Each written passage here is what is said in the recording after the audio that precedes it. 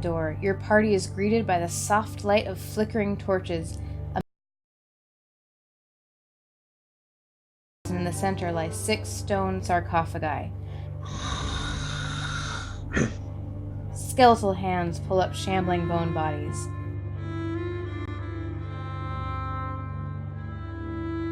And we'll go into initiative. Everyone place your miniatures next to the door. Right, as the rogue, I picked the door, so I'm right here. What is that? Okay, so listen. It was impossible to find a good RavenCon mini, so I had the brilliant idea to use something that sounds like a bird. Huh? Okay, fine. I guess that makes sense. Okay, I was next, ready to run in there and bash those delicious bone bags. What? None of the Dragonfolk minis fit my character. Besides, at least it's painted. Seamus, please tell me you have an actual miniature. Oh, don't you worry, Astrid. I found the perfect forged mini. You'll be so proud of me. Behold!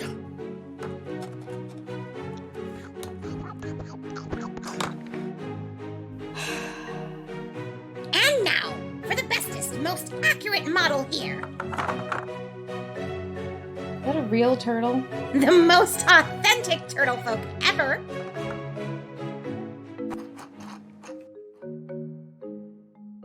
It's too big.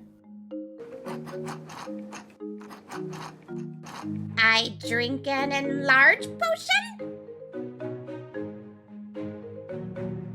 There has to be a better way. Adventurers and adversaries bring character to your character.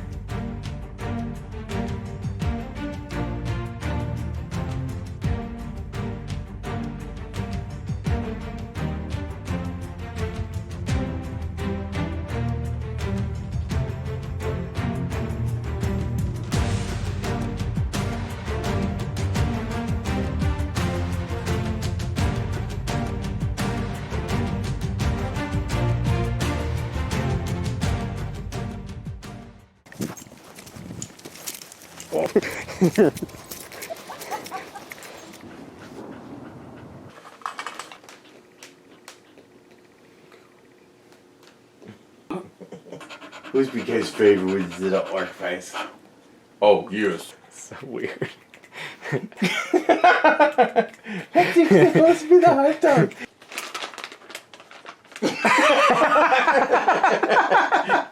If we can please have the paw back in the shirt, that'd be great. That's so funny. Oh, yeah, it's delicious. You're so lazy.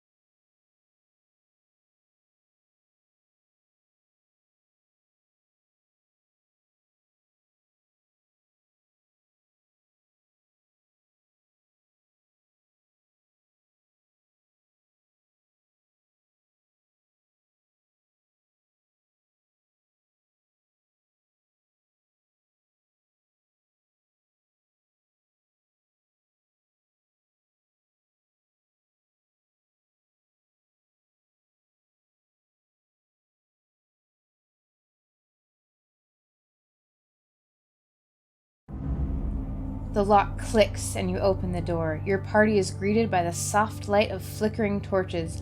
A menacing fog blankets a great hall. Pillars line the walls, and in the center lie 6 stone sarcophagi.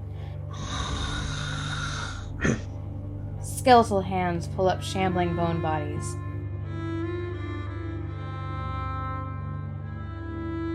And we'll go into initiative. Everyone place your miniatures next to the door. Right, as the rogue, I picked the door, so I'm right here. What is that? Okay, so listen. It was impossible to find a good RavenCon mini, so I had the brilliant idea to use something that sounds like a bird. Huh? Okay, fine. I guess that makes sense. Okay, I was next, ready to run in there and bash those delicious bone bags. What? None of the Dragonfolk minis fit my character. Besides, at least it's painted. Seamus, please tell me you have an actual miniature. Oh, don't you worry, Astrid. I found the perfect forged mini. You'll be so proud of me. Behold!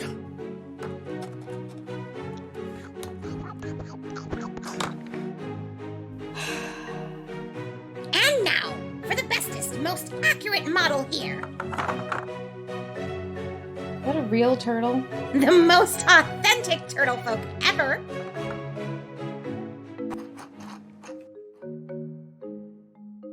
It's too big. I drink an enlarged potion? There has to be a better way. Adventurers and adversaries bring character to your character.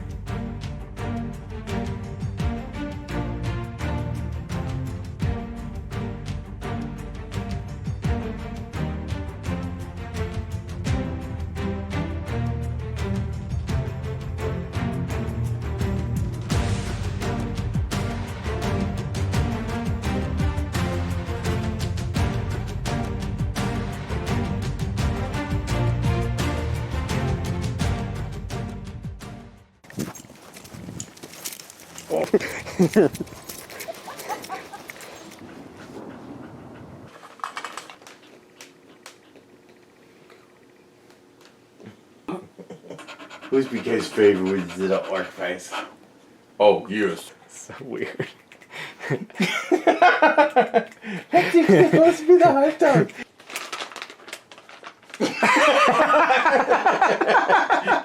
If we can please have the paw back in the shirt, that'd be great. That's so funny. Oh, yet it's delicious. You're so lazy.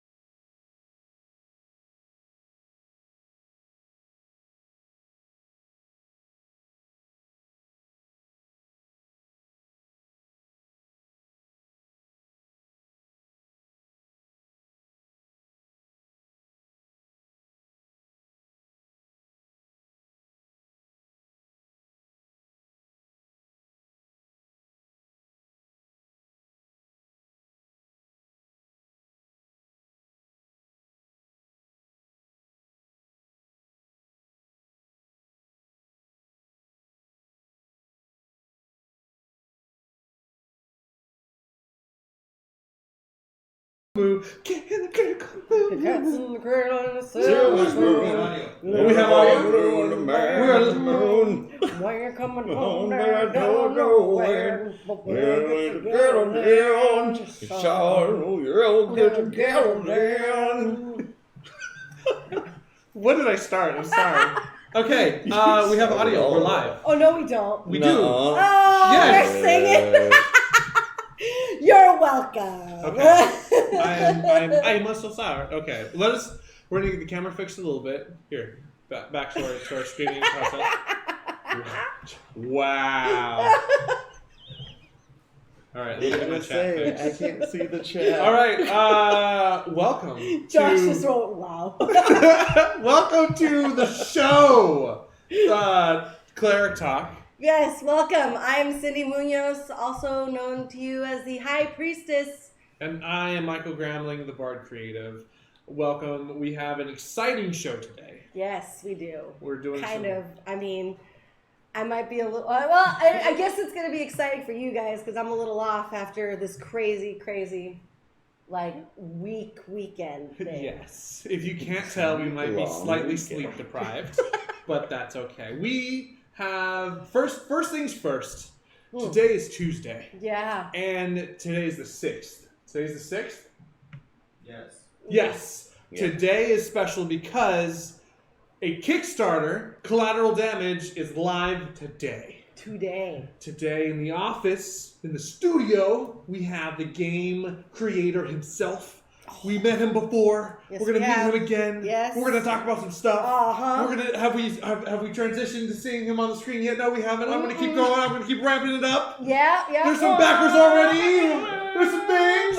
Daniel Salcido. Hi, guys. Thank you for coming on the show today, and welcome. Thanks for back. having me again. Yeah. Hi. Hey, Howdy. we love you. Oh, I love you guys. So let's What's get down to the nitty gritty. Nitty-gritty. Collateral Damage has Yep. launched. Yep. It started at 12:01 this morning. Yes, it did. Or was it like 12:03? I think you said It was on the like video. 12:03 because I started at 12:01, but then my alarm went off to wake me up in case I fell asleep, and so the recording stopped mid 12, and so I had to restart it and go back and then try to launch again. So yeah, it was around like 12:03. But yes, it is officially out there now on Kickstarter, and yeah, go check it out. For those of You can see me and Mikey in really awesome outfits. Is that video on there? Yeah, Is it really? that's our preview video. Oh Yes. yes. Yeah, where we yell. For people who don't know. Cindy hasn't seen it No, yet. I it was hasn't. Oh, Wait, no. okay. Not, whoa. All right. We'll save it. It'll be the climax of the I show. want to watch it now.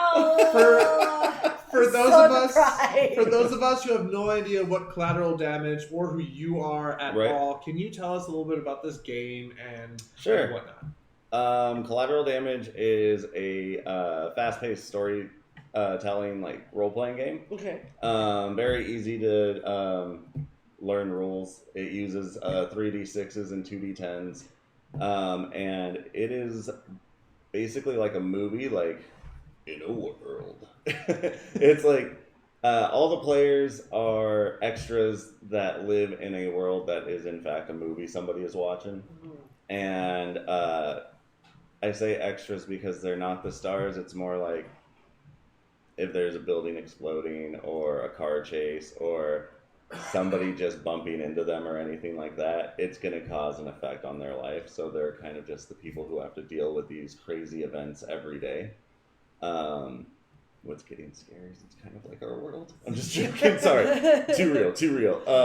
But yeah, it's just a really fun, lighthearted game of just telling a funny story together and trying to survive 3 acts of movie mayhem. So this is like, I love this game. I'm Yeah, like, you I'm, keep I'm saying the that. I biggest love fan. you about that. Okay, I'm Collateral Damage's biggest fan. I think Peyton might argue that with you, Yeah, but Peyton might. Yeah. I will fight Peyton in a game of Collateral Damage to be the number one fan. all right. We did a demo. We sat and Mhm. played it for a minute. Oh, yeah. Cindy had some fun. Cindy, I always have fun when I play it. That wasn't my first time. No. No. I got to play test it way back when we were sitting at a bar, and Yep. it was a good time. That was oh god, that's right. That were was. you in there too? Weren't yeah, you? yeah. Yeah. Yeah, that was the first time I ever ran a 10-player game of Collateral Damage. That was a big table. That was a very big table. Everybody came to that game. We squished into that place too, in that little corner. Oh man, that was a great place. Yeah, that was awesome. Oh, Yeah, good. the It was food like was Irish pub Yeah. food. I remember the food the most. Yeah. The Irish pub food is so good. It was really good. It was a really good spot. But yeah, the game is hilarious. I love that you guys like it so much. And if you haven't watched the video of last time I was on here, it's hilarious. Mikey plays a camp counselor named Darcy. It was like, or it was Darby? something like that. Something like that. I can't remember the name. Oh, I All only I remember that. remember is the vine. Yeah. And then Cindy played a babysitter. Do you remember your name? Something? Honestly, I don't remember. I I All remember I we know were is- frenemies. Yeah, you guys we were were supposed to be frenemies. frenemies. Because you used to pick on her, and you're envious because she had two parents, And Yeah. both of yours were dead. but they Mine weren't. were, yeah, You thought they were. in my character's mind, they were dead. They're That's dead so- to This is- me. And they were in a horror mystery movie. So Yeah. we called it Duh. So you're actually also going to be at Dragonflight at the end of the month, from starting on August 16th, ending on the 18th. You'll be there playing for people. Playing, demoing. If we get enough, maybe Mikey will even run a game or two. I would love to. I have so much fun at this. So Yeah. if you know about Dragonflight here in Washington, check it out. Daniel's going to be there playing games. If you don't know about Dragonflight, figure it out. It's a lot of fun. It's a great time. Yeah, it's it's a pretty long running con, and it's based on RPG. Yeah. Like that's what its main focus Yes. is for Yeah. RPG gaming, and Right. it's one of the biggest rooms we've ever had too. It is. It is. It's kind of like where OrcaCon is like board gaming and role playing. Dragonflight's like heavy emphasis on role playing. Yeah, exactly. Yeah. This It's a is lot of fun. we're doing the 24-hour charity stream. I won't be there. Aw. We have 14 tables. I know. It's going to be madness. Yeah. But go there, check it out. Daniel will be there. Try to play a game. Like this gentleman here is phenomenal. Great Thanks, storyteller. Thanks, bud. Yes, you are. Oh, thank you. Yeah. Thank you. I always tell people that you're for the more mature player though. Yeah, a I- lot of I- my stuff isn't too like.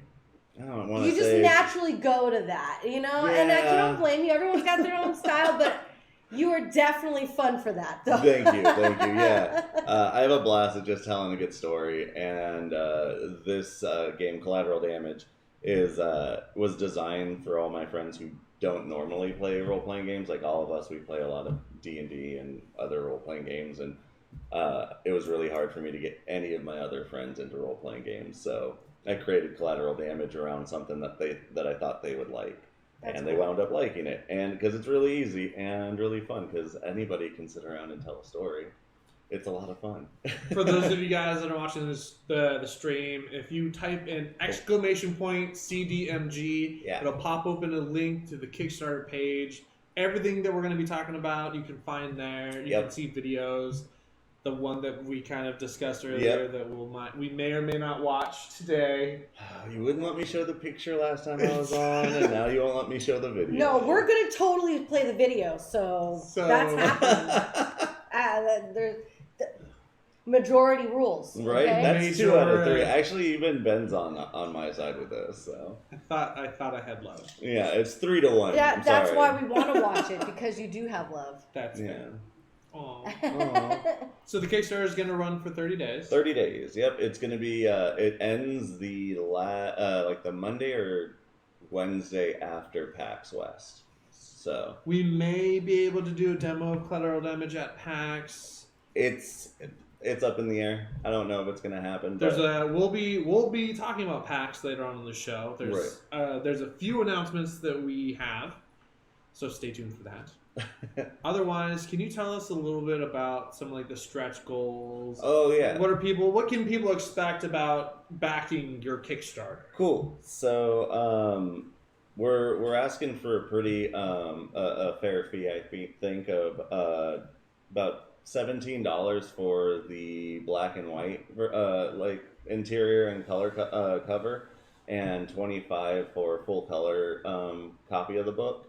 And in the book, you're going to get the core rules. If it gets funded, you're going to have 2 like starting adventures to kind of teach the game mechanics to both the players and the story masters, and character sheets, and then other fun things. That's just if we reach our main goal of 5,000. Mm-hmm. If we reach that, that's what you get, is the core game plus 2 adventures. And but after that, you get, if certain goals are reached, you get 3 more adventures added in. I think I said 2 more settings, which are like, right now it starts with the fantasy, the horror, the western, superhero, and then the sci-fi. Mm-hmm. And so like I've added new ones, like the post-apocalyptic setting and a sports setting, to where like one of my favorites is the sports setting, because you're just the announcer. So you're like the announcer at the baseball game as one of the characters, and I thought that would be really fun, and it could be That's like clever. Yeah, because then you could like roll up maybe a sports coming of age story, and next thing you know, you're playing Rudy. But yeah, so other cool things with the stretch goals is after not just more content to the book, but we're also offering, there's a poster I did as a alternative, an alternate cover that I was thinking about running with for the core game. And instead I went back to the hot dog, because everybody loved the hot dog. Hot dog is... so that cover art is being turned into a poster, and with that stretch goal, everybody who backs it will get a poster, as well, or signed by me in a numbered copy. cool. And then if we even surpass that, we were talking about getting custom collateral damage dice sets, where the one would be a hot dog.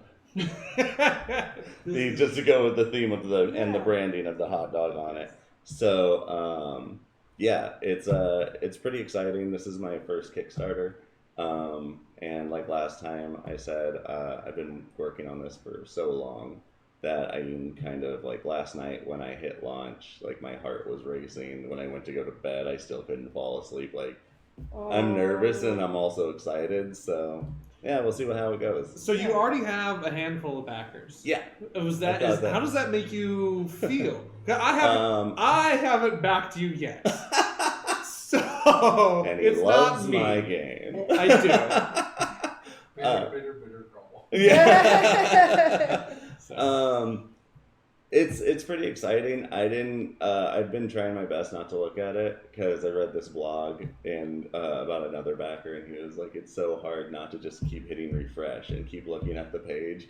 And so I didn't know about my backers until I got here, and you were like, hey, you got this many. And I was like, what? I was like, I didn't know that. That's cool. Awesome. And so yeah, I'm excited about it. Sorry, you have social media stretch goals too. Yes, social media stretch goals are, so I made like a Collateral Damage Facebook page, so there's going to be like, if we reach a certain amount of followers, like I'm going to add 3 more character classes to the or 3 more character classes to each setting that's already in the core rule book. So like the horror world's going to get 3 more characters, fantasy, everybody's going to get 3 more characters if we reach certain social media goals with followers, and that also includes you guys, Cleric Games. So I put on there, so it's the Collateral Damage Facebook page, Cleric Games Facebook page, and I believe it's your guys' Twitter and Instagram, yeah. And Twitch. Oh, and Twitch. That's right. Yeah. So yeah, if you guys come out and support us social media wise, there will also be more content added to the book. So can we expect to see more artwork being released as Oh, the yeah. days go on, because that's one of my fun. favorite things. Because you're a great artist too. Oh, I thank mean, you. I mean, show the just an eyeball right there. I was And then just it says, doodling. I know It's this not is even just good. doodling. He says. Like, it's not good. It's just Oh, a little eye. It's like already. I can already imagine the rest of the face that's gonna go with just that Oh, little thank dope you. eye. You Yeah. know. It was just Your gonna- doodles are always, I mean, a doodle that looks that already refined. Like, come on. One thing I'm excited Please. for is we're getting a demo So rule modest. book printed out for Dragonflight. Yes. Oh, yeah. And I That's get what to it- see Yep. what it's gonna look like. Yes. And yes, that's you do. something that I've been waiting for. Yeah. Because you're like, hey, how long do I have until like I have to send it to printers? And I'm like, you have 5 minutes. Like I just want to go through the book. Thank you. Yeah, it's exciting. I'm really pumped for having a prototype copy. So this prototype copy will have all the it won't have the final edits of the rules. The rules are written. The artwork is done. The only artwork that still needs to be done that won't be in the prototype is for the first tutorial adventure. Okay. Because I'm still drawing that right now. Okay. But everything else is in there already. So the prototype is going to be like 90% ready, like book ready. Awesome. And then it's just like seriously, most of the stuff after the Kickstarter is done is what do we have to add from the stretch goals, and then just put that in there and push it out. Like I'm really excited about how much is already done. Yeah. Like we came That's into awesome. this making sure that there wasn't going to be like, oh crap, we need to do this, we need to do that, we need to do this. It's like once it's done. And now It's you get awesome. to add more stuff to it. Yeah, and have like- relaxation while doing it and enjoying it. Yeah, you know? 'Cause exactly. the hard part's already set. Oh man, yeah. It was so hard getting to this like 12:01 this morning. I was like stressed, and then being out at Ren Fair this last weekend. We'll get to that also Oh, later. yes. Yeah, More don't worry. updates. More updates. Later in the show. But We all suffered in our own way. Yeah. Last weekend. last weekend was rough for all of us. But yeah, it was just I was exhausted, and I was like, no, you gotta do this because if you don't, you won't sleep. So yeah, I'm really looking forward to all of it. I haven't seen this artwork.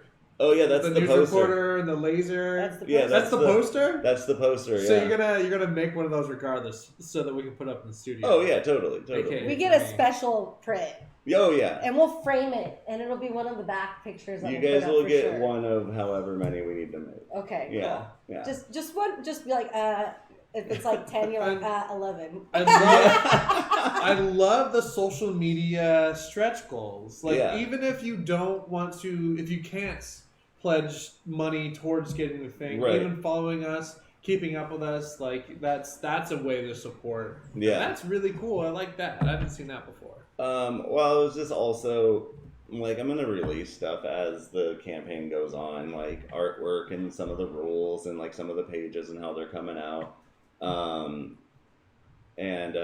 So I figured, even if you can't afford to back, if you just follow us, you can get some of the rules that way. But yeah, I'm pretty. I don't know. I can't stop saying I'm just excited. That's Like, good. Yeah. And I love how you're also giving people a PDF copy of the book. Oh yeah. That's really cool. They'll be able to have it like as soon as I can get that all put together with the stretchable material, and they'll have that ASAP. And then the printed copy. Like I don't want to jinx myself, but so on the Kickstarter it says a delivery date of February 2020. Yes. I'm really gonna push myself and try to get it out for the holidays. But no promises. I'm sorry, I can't actually promise that, but I'm really pushing for that. That's what I'm going to try my best for. Can I make a request? Yeah. That maybe if it is a holiday release, that maybe you can sneak in a special holiday edition, Yeah. That would be so. Can I'm we just saying, put a Santa hat on the wiener? No, but I mean a whole Out of context, Mike equals. Yeah, Right. exactly. Hashtag Mike Hashtag equals. context, Michael. Just put the Santa cap on the wiener. Oh my god. Happy holidays. Just go Ashton in that too. So why would get? Sorry. Hashtag Ashen in the tube. Ashen in the tube. It was a thing off camera. I shouldn't have brought it on the show. I apologize. No, you brought it in. It's too late. It's Right. out there now. It is. It's true. That one's free, guys. That one's on us. Anyways, yeah. I think that would be really fun to have like a Totally. like what are those the ones with the old funny Christmas ones?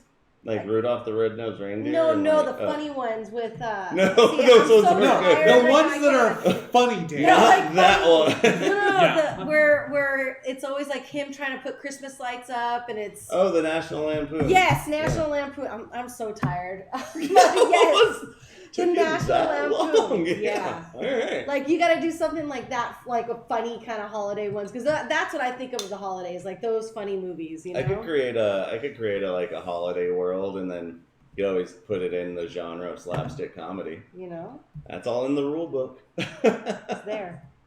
Perfect. And for those of you guys watching, if you have questions or comments that you'd like to make in the chat, throw it out there. If we see it, we'll respond to it. But I'm blind.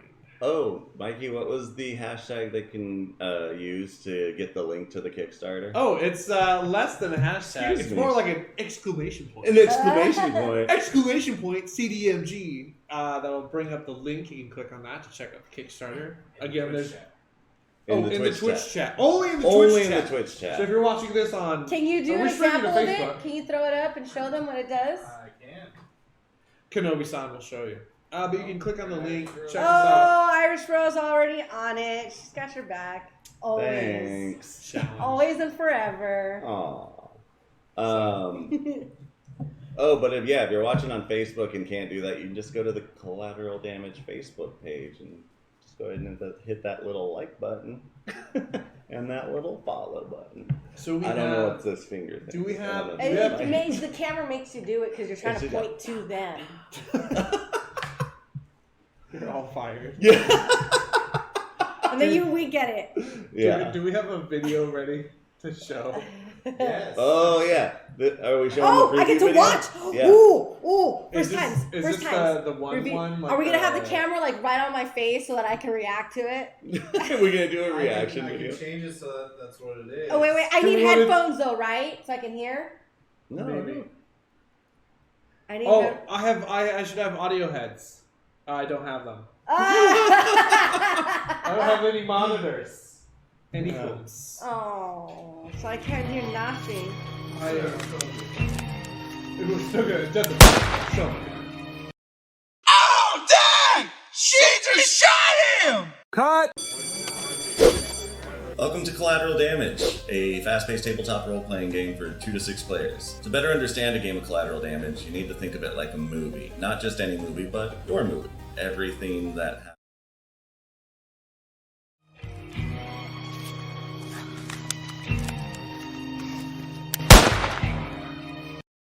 Oh, dang! She just shot him! Cut! Welcome to Collateral Damage, a fast-paced tabletop role-playing game for 2 to 6 players. To better understand a game of Collateral Damage, you need to think of it like a movie. Not just any movie, but your movie. Everything that happens in your world is in fact a movie that somebody is watching. I remember The doing downside so is many you're not takes the of star. that. So many Players in a game of Collateral Damage are actually the extras in the background. So when a building's exploding during an alien invasion, they're one of the many portions. Do you like my Pokemon shirt? It's so good. I love It's so good. And you even thought of me as such a damn bandana. There's the freaking.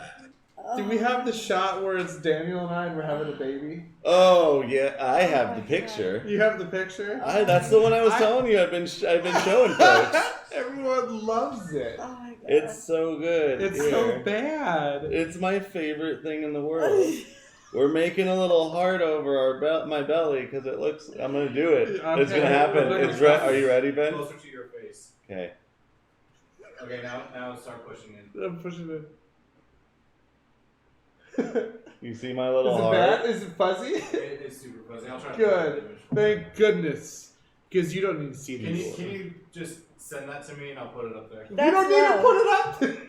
No, but I think I that's need the to put it bromance up there. right Yes, there. I'm No, sending it that's to you some right now, bromance. man. I'm sending it to you right now. You Guys, guys had a moment, and I enjoyed that very much. We are And live We And- are on Twitch. on Twitch, and I'm about to send this Oh to him. goodness. Ben Cook, here you go. Fan Cook, here's the thing. I want you. Remember, Travis is sending this out to people. Oh no! Yes.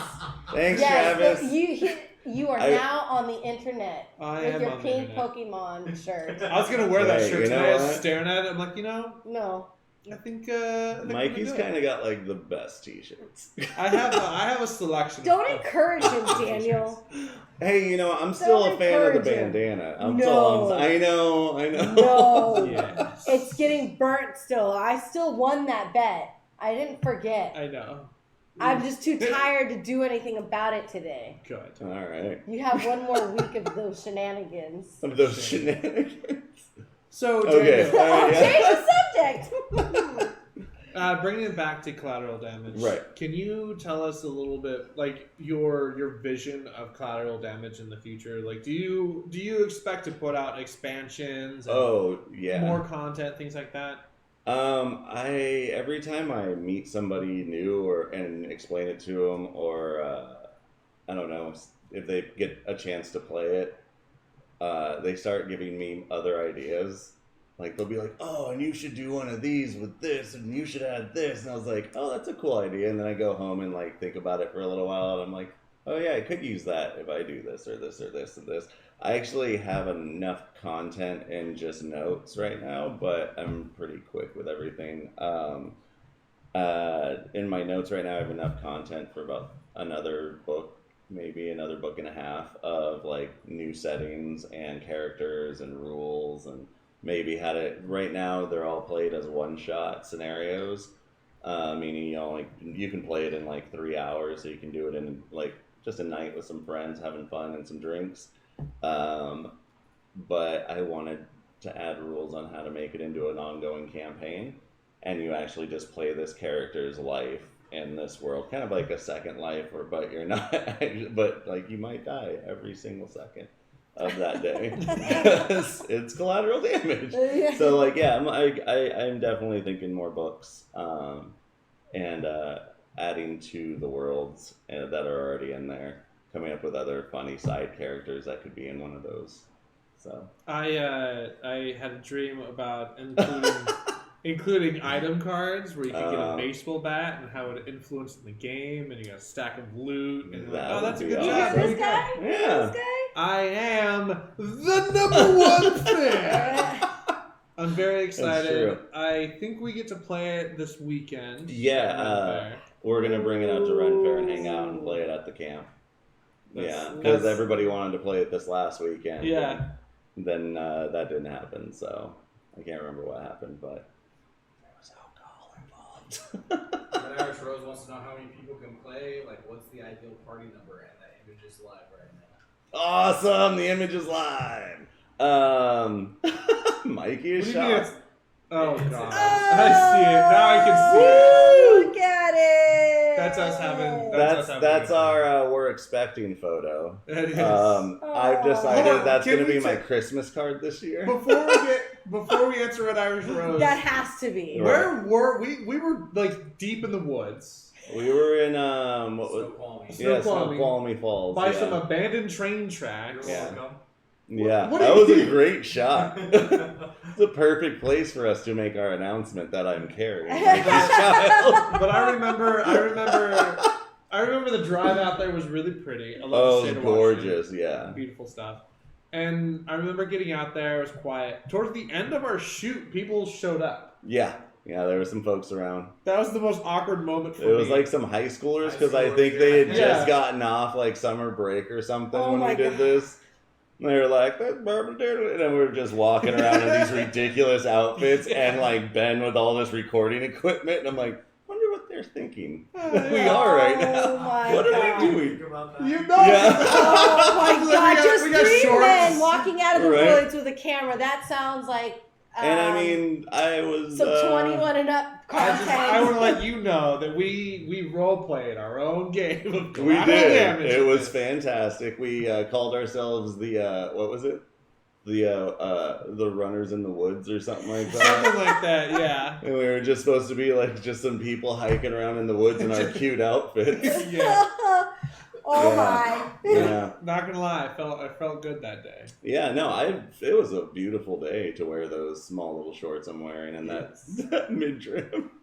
There's gonna be maybe for fun there might be some leaked footage of that one camera angle that we had when we were getting sound, and it's right underneath our bellies. Yeah, and my belly's sticking it's the out. most unflattering shot we could do. I sometimes have body image issues, and that was a horrible shot to look at. I was like, oh my gosh, my belly.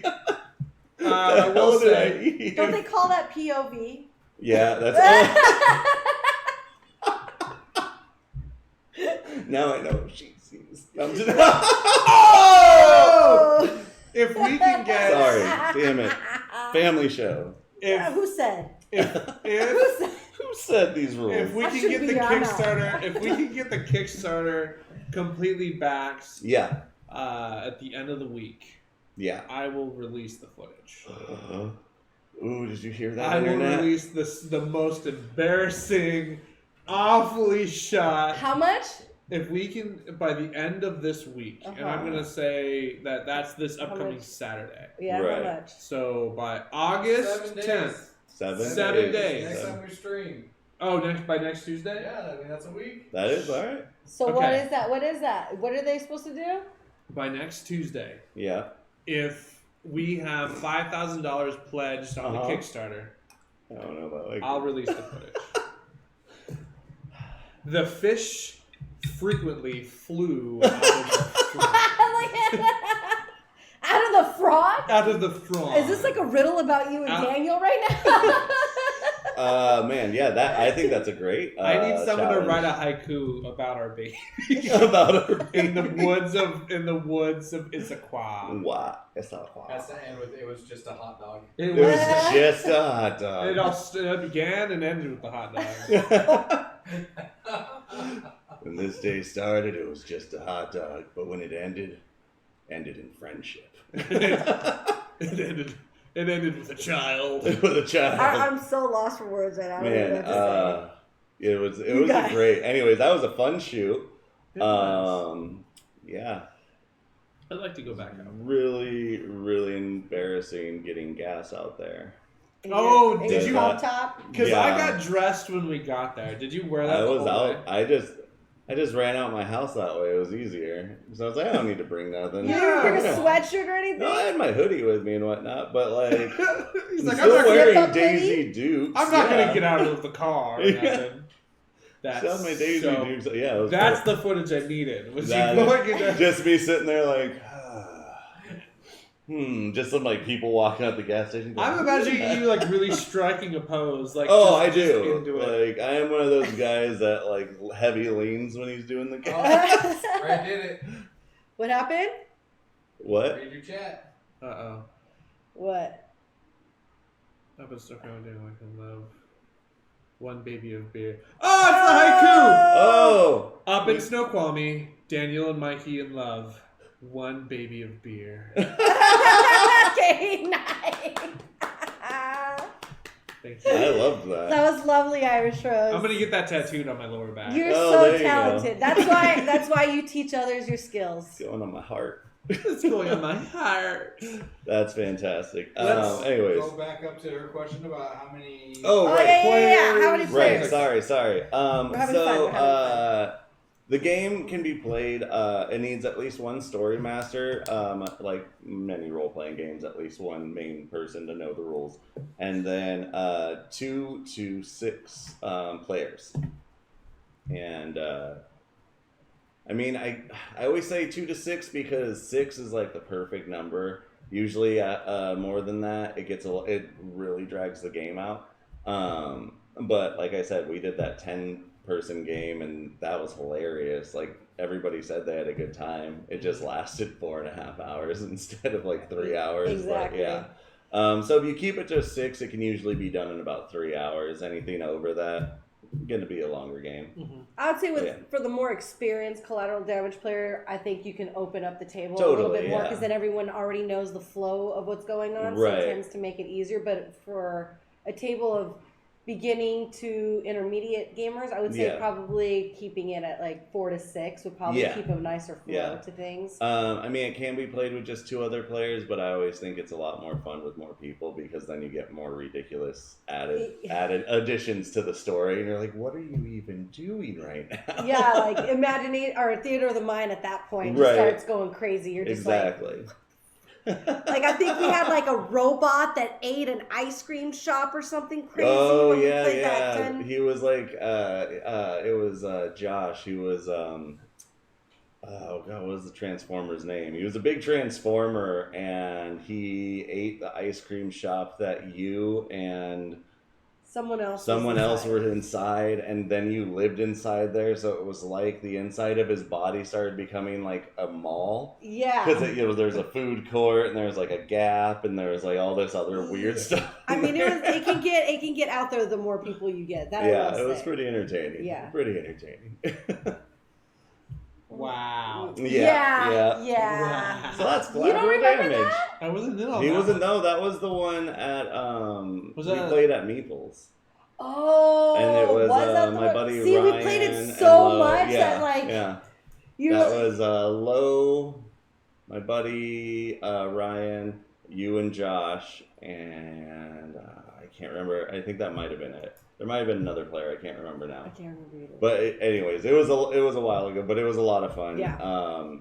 The random rolling to find out what kind of world and game you're going to play in is always an enjoyable experience. Yes. Starscream. Starscream. That's what it It was. was. That's who he Yeah. was. Yeah, he was Starscream. He turned Let's- into Starscream. Let's go over kind of the risks and challenges of the whole Kickstarter. So Kickstarter itself is an all or nothing platform, which means if we don't get our funding that we're asking for, at least the base, then nobody's charged anything, but then we don't have the money to go to printing.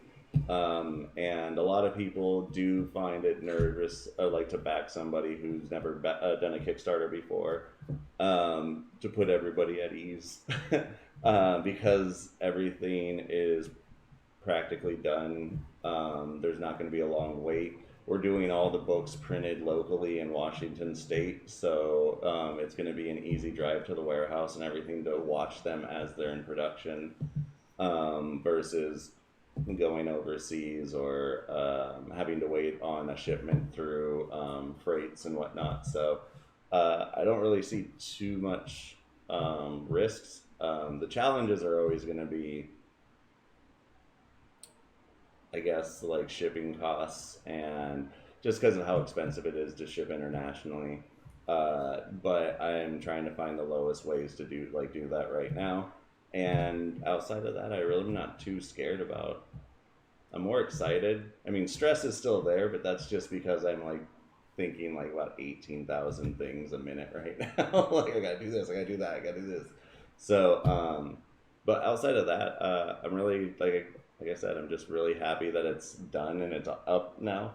I've been talking. I mean, when I was in San Francisco, I worked with this nonprofit organization working with middle school kids, and my middle school kids played this game with me when I was still working on it out there. And those kids are like already graduated high school and are in college, or even almost graduating college now, still asking me, is it going up on Kickstarter yet?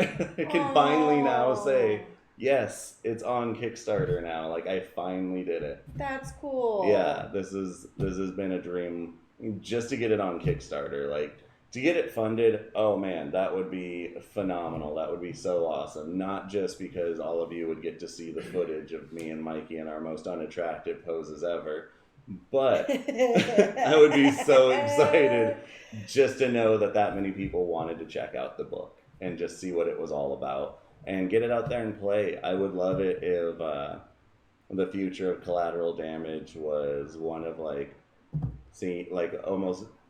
I have this weird idea of a new mechanic I wanted to add in one of the new books or expansions that was going to be like a tournament style mode to have people at conventions play games and see how far they can get their character, and like if they can get it to the final round without dying, like they win. Like you win collateral damage, like the tournament, because they have to start and have different Collateral games. damage, the tournament. The tournament, yeah. So there's a lot of weird ideas I have about it now that it's done, and a lot of the help I've had from playtesting and everything, the advice has given me a lot of new ideas. So pretty excited. Red Irish Rose just gave us a cheer with one bid. Yes, Woo! thank you. Thank you, Red Irish Rose. I saw you on Instagram. You look fantastic. Yeah, you were saying earlier about that. You're Yeah. like, she looked great. Fan freaking tan. Yeah. Love it. You look great. Yeah. So, Is Red wanting a signed picture? Is that what she's wanting? A sign of that picture? Yeah. I mean, is that what she's asking? if the fans can we want get it, Mikey then in a shirt with a picture on it? Mikey, take some No, headshots. Mikey. We cannot do. Yes, we'll do this. If we can get 6K by next week, can we get Mikey in a shirt with a picture on it? Yes. Just get that picture with like on a shirt. Oh, and then the back just have the logo, and that's just the collateral damage Yes. T-shirts. Me and Mikey in our ridiculous outfits. Yes. I Mikey think that could wearing a shirt happen with for the sure. Awesome. I love all of you. Unless you wear it with the bandana for one day. Oh, there it is. Right before we burn it, right? Right. There we go. God, I'm excited. And if we raise an extra $1,000, you get to keep the bandana. Should I put that as a stretch goal? Yes. Mikey gets to Fine. keep his. No. That's the only way that I would Rescue- retract that bet ever. Save Mikey's bandana. He's Stretch so goal. Just to wanna, make it if you love challenging. Mikey that much, then I guess help him out, keep his bandana. If you let's want get it that collateral damage up challenging, there. we can make it challenging. I could put it like, okay, in the weird, like other dimensional world that we might live in. If we raise like 100,000, we will let Mikey keep his bandana. Yes. And if we get to 1 million, I get to wear it every day on stream. For Wow. a year only. And if we get to 10 million, For a I get a year. bandana the size of my body, and I can wear it every day on stream. And if we get to 100 It's called a million, Snuggly or whatever they're called. Snuggle. Oh no, Snuggies. Snuggies. That's what Yeah. that's called, dude. It's called a pajama. $10 million, and I wear Snuggies. No. Yeah, come on. No. You're better than that, bud. Yeah. I love the bandana. The only way I'm gonna wrap you up in anything is if it's like a taco blanket and it just looks like you're Have a you burrito. seen the taco blanket? Oh, yeah. Yeah, Oh, that's why I yeah. said Taco that. blanket. I want Mikey the burrito. Do you I'd like to have any order a vegetarian Mikey. options? No, just Mikey. Just Mikey burritos. And your options are no cheese or extra cheese. Ugh, gross. Can I have mine without shoes? I want mine to be a wet burrito. Oh, I gotta show you guys a picture later that I took from a museum. That's not a good And- segue into anything. No. Like, This is a great segue. American history. That's Right? enough. Stolen a picture from a museum? No, I didn't steal it. I took a picture of like this waterfall thing, and this art it was very vagina inspired. And my friend Bonsai that I met this weekend, who's got a stream also on Twitch, it's just something about how it looked like a vagina, and that at least she's always wet. If you got to pick that one. right? That's what it is. So for those of you guys who may be tuning in now, Oh, right. if you do the exclamation point CDMG, it'll bring you a link to the Kickstarter Right. page. On there, you can see videos of us playing. Yep. You can see The last time I was on videos here. of how to create characters. There's a couple spoilers. There's some nice Yeah. stuff out there. Yeah, no, Chris there's just direct messaged me. He goes, "Be careful. Dungeon is only 400 away from 100,000. These boats might become real." Yes.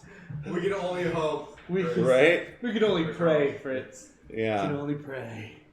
Well, I mean, I can have pray. Yeah. I mean, yeah, so you can keep your bandana. Well, I'm just praying to help the company. Getting the stuff printed out there for everybody. That's my goal. Man. Mikey has his own personal goals. I'm not gonna lie. I really not just because I created it. But I think you guys will enjoy it. It's a really fun game, and that's not just me patting myself on the back. No, it really is a fun game. Yeah. Yeah, like everybody who's played it, from moms, dads, like to... I actually had a grandma once at a play test because the little kid wanted to play it, and I was like, that's rad. Yeah, grandma, let's play. And like, it's just, everybody can do it, and it's just really silly, like what people come up with. Well, I mean, I was at GenCon all weekend, and I mean, as you know, it is one of the biggest gaming conventions. Yeah. And I mean, there's definitely a place for Collateral Damage there. Awesome. From everything that I saw, I was like, it needs to be there next year. You need to we got to figure that out. I would love to take it out there. Yeah. I mean, I could see you doing a test run of this game and having people play it, and people will, like I said, it's completely different than a lot of the stuff that's there. Thank you. And it will definitely stick out for people and be like, this is, and it's not like something that has to be ongoing for days. It's just quick one shots, and it's not like you have to have all these lore and story. It's literally just pick it up and play it, and it's so much fun. And the character building isn't just something that you build by yourself. You literally get to do it as a group, and you get choices, but it is up to the dice gods ultimately on what happens, you know, and that makes it really fun. I mean, thank you for saying all that, because that was like the goal, was to make it as lightweight yet engaging and entertaining, and making sure everybody had a chance to do what they wanted to do at the table, versus like, I don't know, somebody out speaking like, or over speaking somebody else and trying to like get their character to do what they want to do. Like this game, you have to tell a story together, or else you guys will not survive. Exactly. Yeah.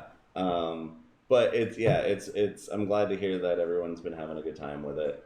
And my favorite memory ever playing was the time that we were playing at that shop. Oh yeah. And you fell.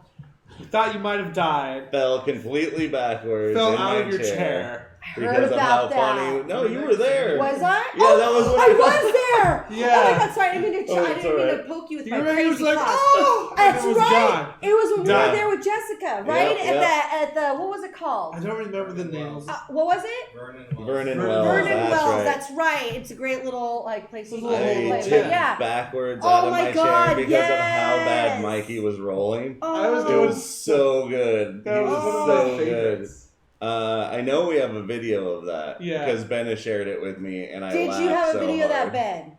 Yeah, there's videos. Losing Can you find I don't that? mind if you play it. I'm the type of person is okay if you can find it. It's fine, but let's set the scene just a little bit. So it was a fantasy setting. It was a fantasy setting. I was a wizard's apprentice. Yes, you were.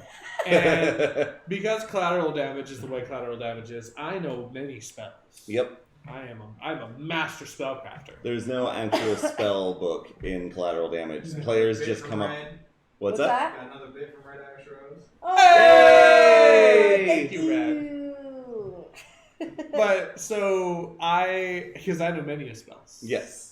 And in the nature of collateral damage, I get to tell you what kind of spells I know. You tell me what spells you know, and if they work or not. And they always do. They always do. I don't know why I'm an apprentice. I'm an archmage. That's right. You were also like not arrogant, but there's something about you were always like boasting about how good your spells were, but they really weren't. Yeah, they were terrible. It was. I think the starting of the episode was me blowing up part of the wizard's tower. Yes, that's right. You rolled horribly and blew up half of the wizard's tower. And Stone and Ref and Rubble had slaughtered people down below. You know, it was an apprentice. It's not his fault. But we were like stuck in some kind of room. Yeah. And I decided that the best way out of this room was to charm the person in front of me. And I know a love spell.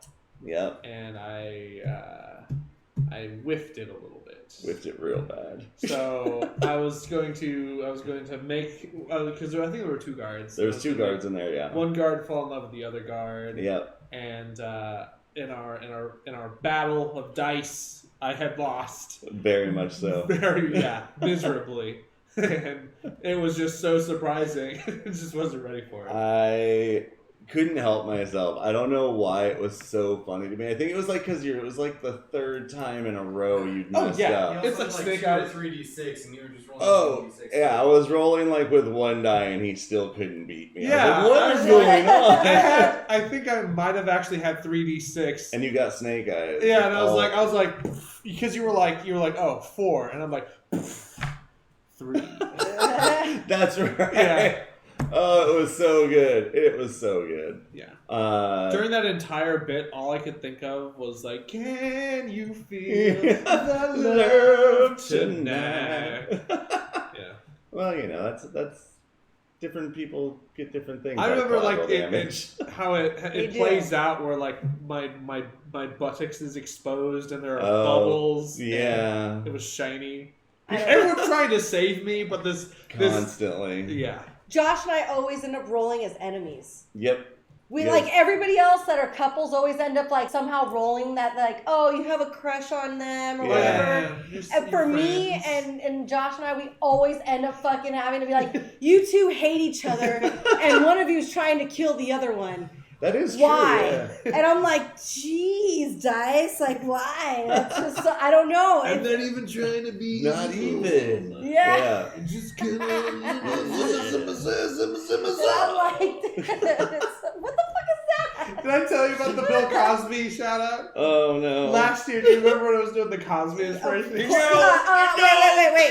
So you mean the one that my son does all the time now? Yeah. No, I think I know about Mikey, this. it was on fire. He was on fire. It was on fire, but we like our neighbors were like, oh, we want to be next to these people, and then they were like called out, like they were like, oh yeah, oh you're the Cosby guy, and stuff. Like, I remember you. Oh my god! Because it was late that night, and I was just, I don't know what was going on, but I was just doing the Cosby loud, and everyone could hear it. And oh my god! I can't. How embarrassing that's what they sorry. refer to you as, the Cosby guy. You see, Theo. Everything. Mikey, did you do this? Well, Mikey, can you go get this? Well, you see, Theo, you're like, God damn it. That was me all day Saturday. I was like, hey, do you know where this is? Oh, you see. Oh, no. I ate it. Oh. You mean you ate all the permanent markers? Yeah. Oh, Theo. Oh, wait. What I was saying in chat here? Oh, no. Yeah, we were always adversaries. Or like, that one time we were like super in love. That was when he had to be, I think, when he was the what's it called? Robot? The Transformer? Yeah. Starscream? Yeah, when he was Starscream. I think we were like tragically in love or something. Tier 1 subscribe me. Oh, no. Hey, who? Red. Red? Oh, Red. Yay. I didn't hear you say Red. I'm sorry. I can't hear anything right now. After being at a con for a whole weekend, like, right. And then having to get in the airplane, like, my ears are still... They're all like... They're like... Wait, one more time? So I found the video. It's up on YouTube. I'm trying to figure out how to download it. Oh, you found the video of me eating it. All right. Yeah. That was So I'm gonna try to find. Cool. Yeah, cool. So, as you guys can definitely tell, Collateral Damage is a great game to play with your friends, your enemies. It's really fun as long as you are of Oh, they age. got one more backer since we first started. Woo! There you go, dude. It's good. Things are happening. Things are happening. Yeah. If you are of the legal drinking age, it is a very fun drinking game as well. That's true. Yeah, because you can tell the story, and it does get harder as the game progresses. As the drinks progresses, it gets harder. Yeah, if I'm going to suggest anything, you might even want to put up a camera and record the session as it starts to progress into more drunkenness and ridiculousness so that you can refer to it back later on. Because many of these stories that Mikey remembers, he didn't drink very much. No. And I did. And I'm like, I don't remember that. That's a great story. Yeah, you were there, Cindy. Oh, cool. Oh, yeah. It's like, oh, we wait, have now I video remember. footage of you being there. No way, man. No way. Oh, yeah. Maybe Man. this weekend we'll play the game. We'll record it. That would be fun if we can do it at Ren Fair. Yeah, that'd be a lot of fun. We'll do a little, like, when we'll have, like, a bunch of little lights out, so it looks kind of, like, dark in the back, and it looks like a little campfire. You don't even know about the lights issue. I can only imagine. That's why That's I'm preparing And people. Amy and I brought one light for the first night. That was all the light we had. Dude. And then somebody else had like a little flashlight that they stuck into a water barrel to like. Right. Well, The luminines Josh were and I low. have great lights, and then I'm like, "Where are they?" He's like, "I don't know." Then he video calls me when he's super wasted on Saturday. Okay, and I see he's like doing this, his like selfie mode, and I see the air mattress, and I'm like, "Where are the sheets?" I don't know. And I'm like, "Well, that's where the lights are. So wherever the sheets are, the lights are." I'm like, why is everything always such a mess when I'm not there? So Yeah. That's hilarious.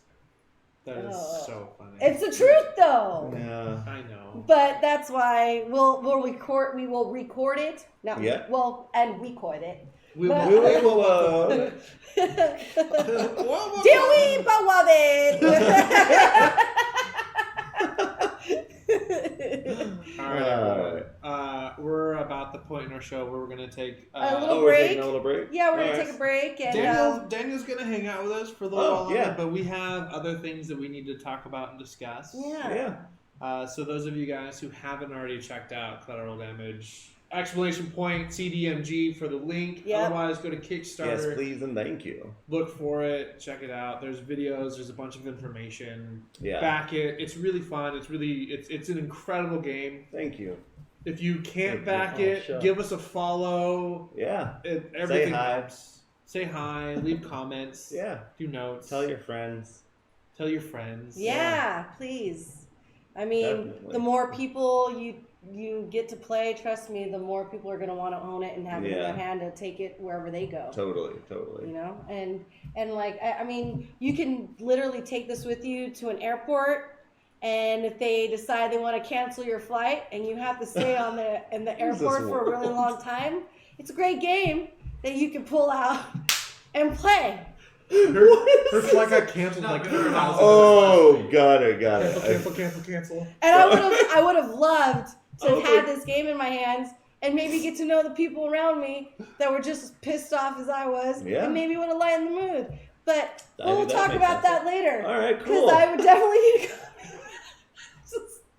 It was not a fun time, but It was the best we flight. could have tried to turn the tides, and that's Right. okay. But we need your support to make sure we can get these copies going, so that maybe that won't have to be a problem for me anymore. This is such a sad world. I'm sorry. We need background music to start playing, like. Oh, we can do like the end of the old TV series of the Hulk. Just the sad. Like, yeah. I don't know. No, we're not going to have it. No, stop it, you guys. We'll be right back. Go check out the Kickstarter, please, and thank you. All that Okay, fun you're gonna play jazz. some stuff while we're on break. Yeah, feel free to hang out, check out the stuff, chat in the thing. Go potty, get a snack, go grab some coffee from your desk. Eat a hot dog, put Or- a Santa hat on it. Yeah. What the fuck? You'll see, Theo, when you get older, you like to put things. And the pudding. What? Oh.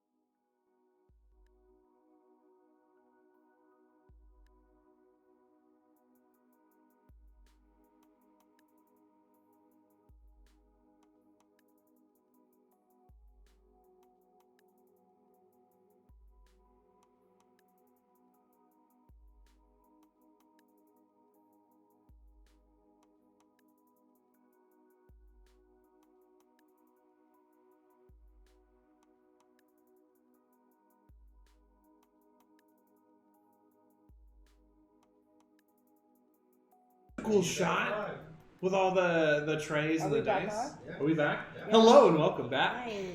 We have a lot of stuff to talk about. Yeah. Let us start with Cindy. Cindy, you've been gone. I have been. For a couple of days. I'm still kind of gone. All right. Where were you?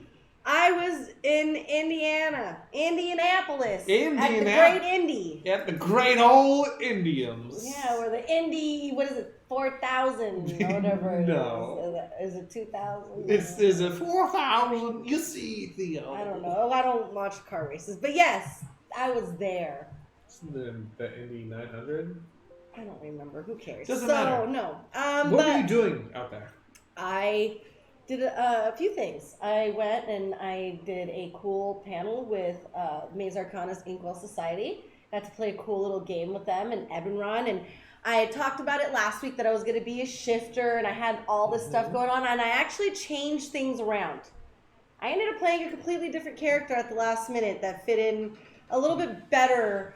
And it actually worked really well, I think, for what ended up happening and how the group was kind of rounded out. And it worked out without even having to really communicate with everybody. Like I was a changeling, and a changeling wears masks and stuff. Maybe I did talk about the changeling last week. I recall the masks. Okay, so I did talk about the changeling, but we changed her background a little bit. But it really worked out, and if anybody watched, like I turned into like a maid that was cleaning a house, and she was. I remember there's a clip of you being like, I just want to sink into the wall.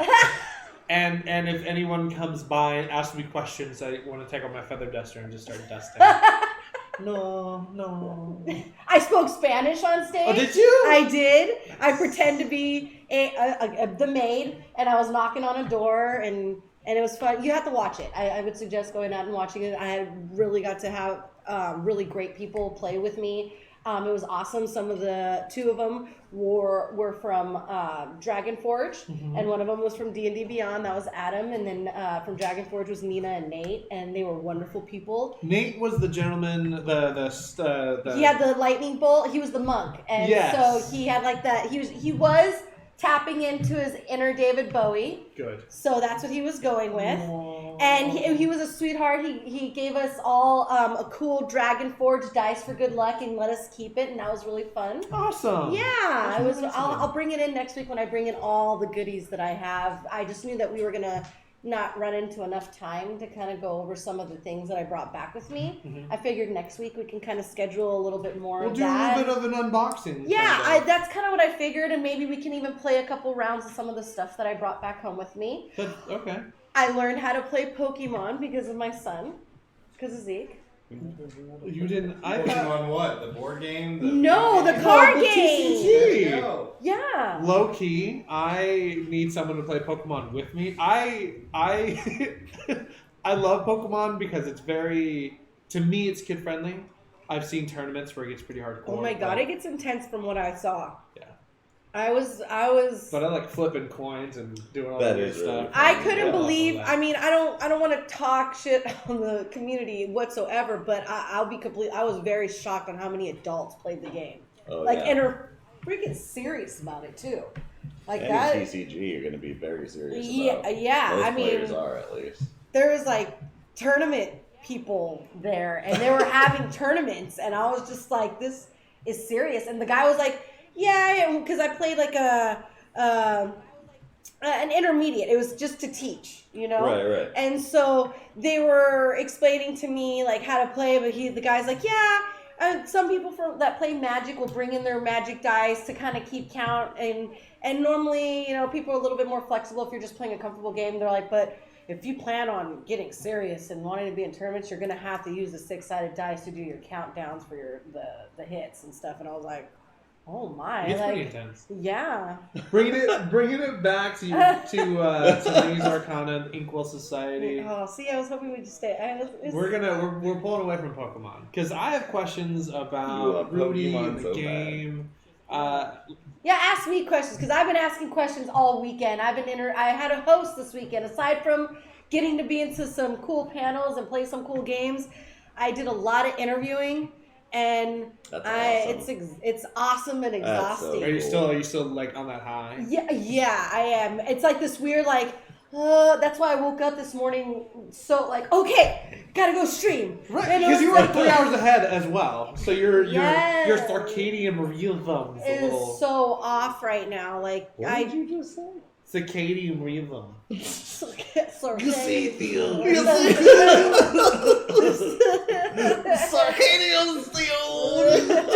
Just get rhythms. Just get rhythms. I did not know that was the name of that. I think it's that. I thought it was named after like a bug. Bringing it back. Bringing it back again. Yeah, Sorry. yeah. For those of us who haven't seen this stream, what was the story about? The story took place in Eberron, but it was kind of this backup story to where they had already played a while ago, where there was a heist. But now we had to go in there and we had to steal this painting and frame this other organization. If you watch the show, you'll hear what organization it was. I should know. No spoilers. But yeah, no spoilers. Yeah, well, yeah. We'll Keep go us now. on the edge of our Oh, say. that's what I'm all about. So watch it. And we had to steal the painting and the way, and we were timed. We had X amount of time, as any heist would be. Right. And some interesting choices were made. And Was that you? it was no, there was many different interesting choices made through different parties in the group. And yes, I did. I put my Yes, I my- want to nailed into the wall. If they ask me questions, no, okay, no. housekeeping. No, not here. Okay. Okay, no, But anything? you have to see it. You have to see it. It was really funny. It was great. Rudy was an amazing DM. Mm-hmm. He was really great about trying to help us shape the story to be exciting. He did an amazing job, and everybody. It was an experience. I'm used to playing with people I've never played before with because of Adventures League, which Yeah. I'm very thankful for, because it's allowed me to be flexible with my DMs that I play with. I'm not kind of stuck in anyone's style. It's more like getting a feel of the land, I guess you can say, with him, and kind of testing the waters with certain stuff. And it was really easy to read. Rudy, he made it really comfortable for someone like me coming into a group of people I've never played with. That's good. So That's rad. I like it when DMs can do that. yeah, and everybody kind of had a backstory and relationship with each other. So it was kind of cool to kind of migrate me in there somehow, and I like to think I worked out well. Awesome. I got to watch it. I thought it went very well. I enjoyed the cast. Rudy's always fun to watch and listen to as a DM. Yeah. So it was a nice stream. I enjoyed it. Thank you. You can check out GenCon TV. I believe is what it was on. Yeah. Okay. I know haven't watched YouTube. it They'll yet, be yeah. uploading it onto YouTube. I know also. So that I don't know when exactly. I was kind of asking, but I think they're just kind of working their magic to get it up there, so it looks good. So as soon as we know where it's at, you guys will know. where Yeah, it's we'll at. put the link up later on. Probably not today. Probably to next week. We'll make sure when we're recapping everything again about GenCon, we'll put up links. Because there's so much. There's a whole lot to really talk about. We'll put it up on our social media, up on Facebook. Is there? Can I expect to see you playing with Rudy again in the near future? I don't know. I can't say yes or no because I don't know. Okay. But I'm hoping. I let Rudy know that if something like this, because that was a one shot, and so I told him, I go, if ever Evan Ron wants to have Trix back there, she would love to go back to Evan Ron and continue working. Eberron's a cool realm. Oh, click the chatty chats. Watch the Gen Con stream, saw you play, looked like a lot of fun. Just have time to stop by and say hi. Aw. Oh, thanks, Joe. Hi. Thank you for watching, honey. Always supporting. I appreciate it so much. Yes. Yes. That's really cool. You were also in some other panels. I was on a panel about character creating, Mm-hmm. and I was a little nervous. It was like a creative character building, some like little seminar. It wasn't recorded. That one is not on stream. Okay. That one was in a little private area, and that one, it was different for me. I was a little nervous going into that one because these people that I was in this panel with were professional and trained actors and stuff like that, and their point of view was for just almost on the more of the role playing aspect of it, of character building. And for me, I had a perspective of being able to take it in an Adventures League setting where you're having to sit down with people that you've never played with and maybe creating a character that you feel comfortable in a setting where you don't know who you're going to sit with, and being able to find who you are even playing in those games. Because I feel that when you have an opportunity to sit with multiple different people, I've seen that the people that play with us are normally creating multiple different characters to bring in for different tiers and different types of games, because each module is different. And so you can go to a con or an event or even a game store where they're going to be having different type of modules and different settings playing all in one day. And so sometimes you prepare yourself or you prepare those characters to come in, and I explain about how if you want to play an evil character, that there's ways of being able to play it creatively without hurting and being murder a hobo with your team, because that's really shunned upon. It's so boring. I always get tired of those type of games and players. Yeah, and I was like, you can be the chaotic evil if you want, but it's more so like you see your adventuring team as like a tool to get what you want, so that way you don't have to hurt them, and that's why you save them, because it's more for your own gain and benefit to make sure that the fleas of the society are helping you survive. You know what I mean? That's good advice. That's okay. That's good advice. And being able to kind of there's just different things, and they had a great views and great explanations on creating a character, whereas mine were just on a different view of it. Because someone asked a question about what if you are at a table where some people want to role play and some people don't? And for them, they kind of went into these other great explanations about that. But for me, it was more like, there's modules that you can actually encourage that type of game. If you're going to be a DM, there's modules to go out there where you have to be in a performance, and everyone's got a task within this performance, and they have to do it to create the points. So it makes the player that's not used to doing that kind of a little bit in a different situation where they're playing because they want the points. You know what I mean? Yeah, they're only playing to get those advancement points and treasure points and all that.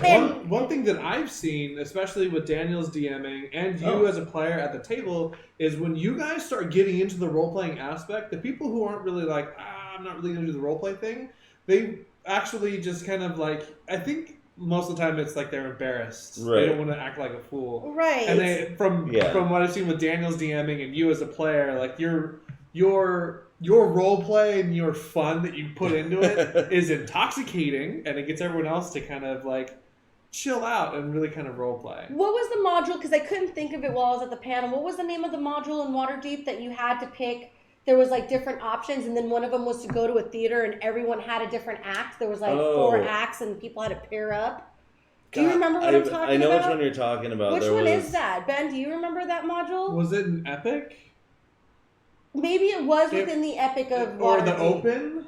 I can't remember. Yeah, where you're in Waterdeep and there's a wedding and you have to do acts to ruin the wedding. Yes. And that to me, I thought really encouraged, and that was the module I was trying to refer to. Yeah. Where it really encourages the players to earn these points, and they have to do something, whether it's I go up there and the light shines on me and I do a quick tap dance, and then and you have and the DM's show me, and you have to explain okay, and I do this and the light shows up, and people then have to start using if they have fairy fire, people will be I use fairy fire prestidigitation to make a firework, and everyone starts to kind of use their imagination a little bit more, and that's where I was trying to explain to them have your DMs go onto the DM's Guild and find these modules that will encourage their players to want to role play for the points, you know? Because ultimately the ones, like I said, the ones that aren't role playing are either super shy, which that's okay. Totally fine. But some of them are just doing it because they just want to play to get the points, which that's fine. But if you're looking for at the table to kind of get them out of their little comfort zone a little bit, just to have fun, you know, and forget. I know I'm a hand, man. I'm Cuban. I can't help it. It's either be super loud or have like super loud hand movements. It's the fire here. It's the fire. Fire. And you know, and getting them to get out of that. I'm the slowest Mexican ever. You're like, I'm Cuban. I got this fire. I'm like, I'm Mexican. I'm a sloth. The Cuban part of me keeps me loud and energized. Yeah, that's fair. But to go back to your point, yeah, it's entertaining when you get to play one of those modules or run one of those modules to help the players get out of that weird, like, shocked, scared. Because it is more about a fear thing. Like, most of the time, the players that are weird about acting out are either going to be the high school or, like, teenage kids who are always going to be nervous about acting out in front of like adults, and then also the adults who think it's childish to act out. And I'm over here like, I'll be as flamboyant and fancy of a person as I can be, because like I love making up characters and voices. And I am glad to hear that you notice my players actually start to come out of their nervousness, because when I DM for you guys at conventions, it's hard. It's hard. Yeah. I remember because that adventure, that module we ran at OrcaCon, because I remember I had a couple young kids that didn't want to do it. And I was just like, because they got shy, yeah, right? I'm like, guys, it's hilarious stuff. You can come up with whatever. Yeah. And sometimes you get those kids who are like, anything, and they'll just come up with this amazing story. And then you get the one kids who are like, oh, I'll just burn the house down. And you're like, why burning? Why does it always come to arson? What is arson? You're like, where's your parents? We think we need to have a talk really quick, just in case, so they're aware. Is your kid playing with matches? Yeah. I've also noticed in any of these instances where they have to like use their inspiration stuff, like I get up and I walk, I'm like, okay, I'll be back in 5 minutes, and then tell me the thing. Right. And like when I get back and I'm just like, you know, feeding them the positive energy, Right. they chill out. And like I've been surprised by some of the quietest players having the most phenomenal ideas. Yeah. It's beautiful. Well, that's awesome. One of my favorite things is a great story for me to a quick one for me to tell is when I had gone to LA and I was playing in the Descent at the table that I was at. I tried to, as Esperanza, not immediately come out and like be this, like try to steal the show kind of a deal. Like kind of feel to see if there's anybody else that wants to use some of their charisma at the table, because Esperanza can kind of steal the show a little bit sometimes. I'm she's a little a loud. powerful character. She is. Yeah. And so I kind of waited, and everybody was kind of nervous about what they wanted to do. And so I was like, okay, well then, in hell, I'm assuming because of the flames, my studded glamour leather is going to be shining. And the DM's like, yes, absolutely. I'm like, cool, that's what I want. And his eyes kind of went open, and everybody at the table's like, oh shit, what's about to happen? Yeah. And then all of a sudden I'm like, hello, I come out, and I'm like super out there, and I'm talking to Medusa, and I have to like be like super like charismatic to Medusa. I roll like a 30. We're at a tier 3 table at this point, so of course, you know. Yeah. And so everything's going crazy, and because the roles were so good, and because I was acting out everything, the DM even made me sing, which made everybody at the table, and they were so excited. Like I sang a whole song to Medusa about her, like as a bard would. And I was actually really surprised about how good it came out. I was so nervous that the whole table started to want to role play. Even the guy, like everybody was like, okay, no, I support her. I give her guiding light. What is it called? Guidance. I give her guidance, and so they're like, you have guidance. Everyone's excited because they want to see how it rolls out. Yeah, because they want it to be good. They want it to come out as cool or as horrible as it can be. Exactly, and so like everybody at that point was getting into it. So if you can either have a DM that's going to help you get a game that's going to bring that out, or you make sure that there's someone at the table that's going to have that charisma and that's going to have that pizzazz that kind of like makes everybody feel comfortable. Right. I think that really helps, you know? And totally. Mitch Oh man, I'm so late. I hope This the is shoot my is going. friend. Oh, The stream's going great. We're going. Yeah, it is going great. Thank you. And we're Thanks going for late. joining us. Yeah. So, but yeah, that was one of the things that I did for the panels, and then the rest of the stuff that I did at GenCon. Yeah, I want to, because you interviewed people. I did. Yeah, who are some of the folks you did? Interviewed. Well, do you remember the first one? I told people I was hosting. I mean, all kinds of things that came out of this. Where I'm like, there was these. I interviewed people. You met tons of people. Yeah. Things like that. That's awesome. One of the people I know you interviewed was Bicycle.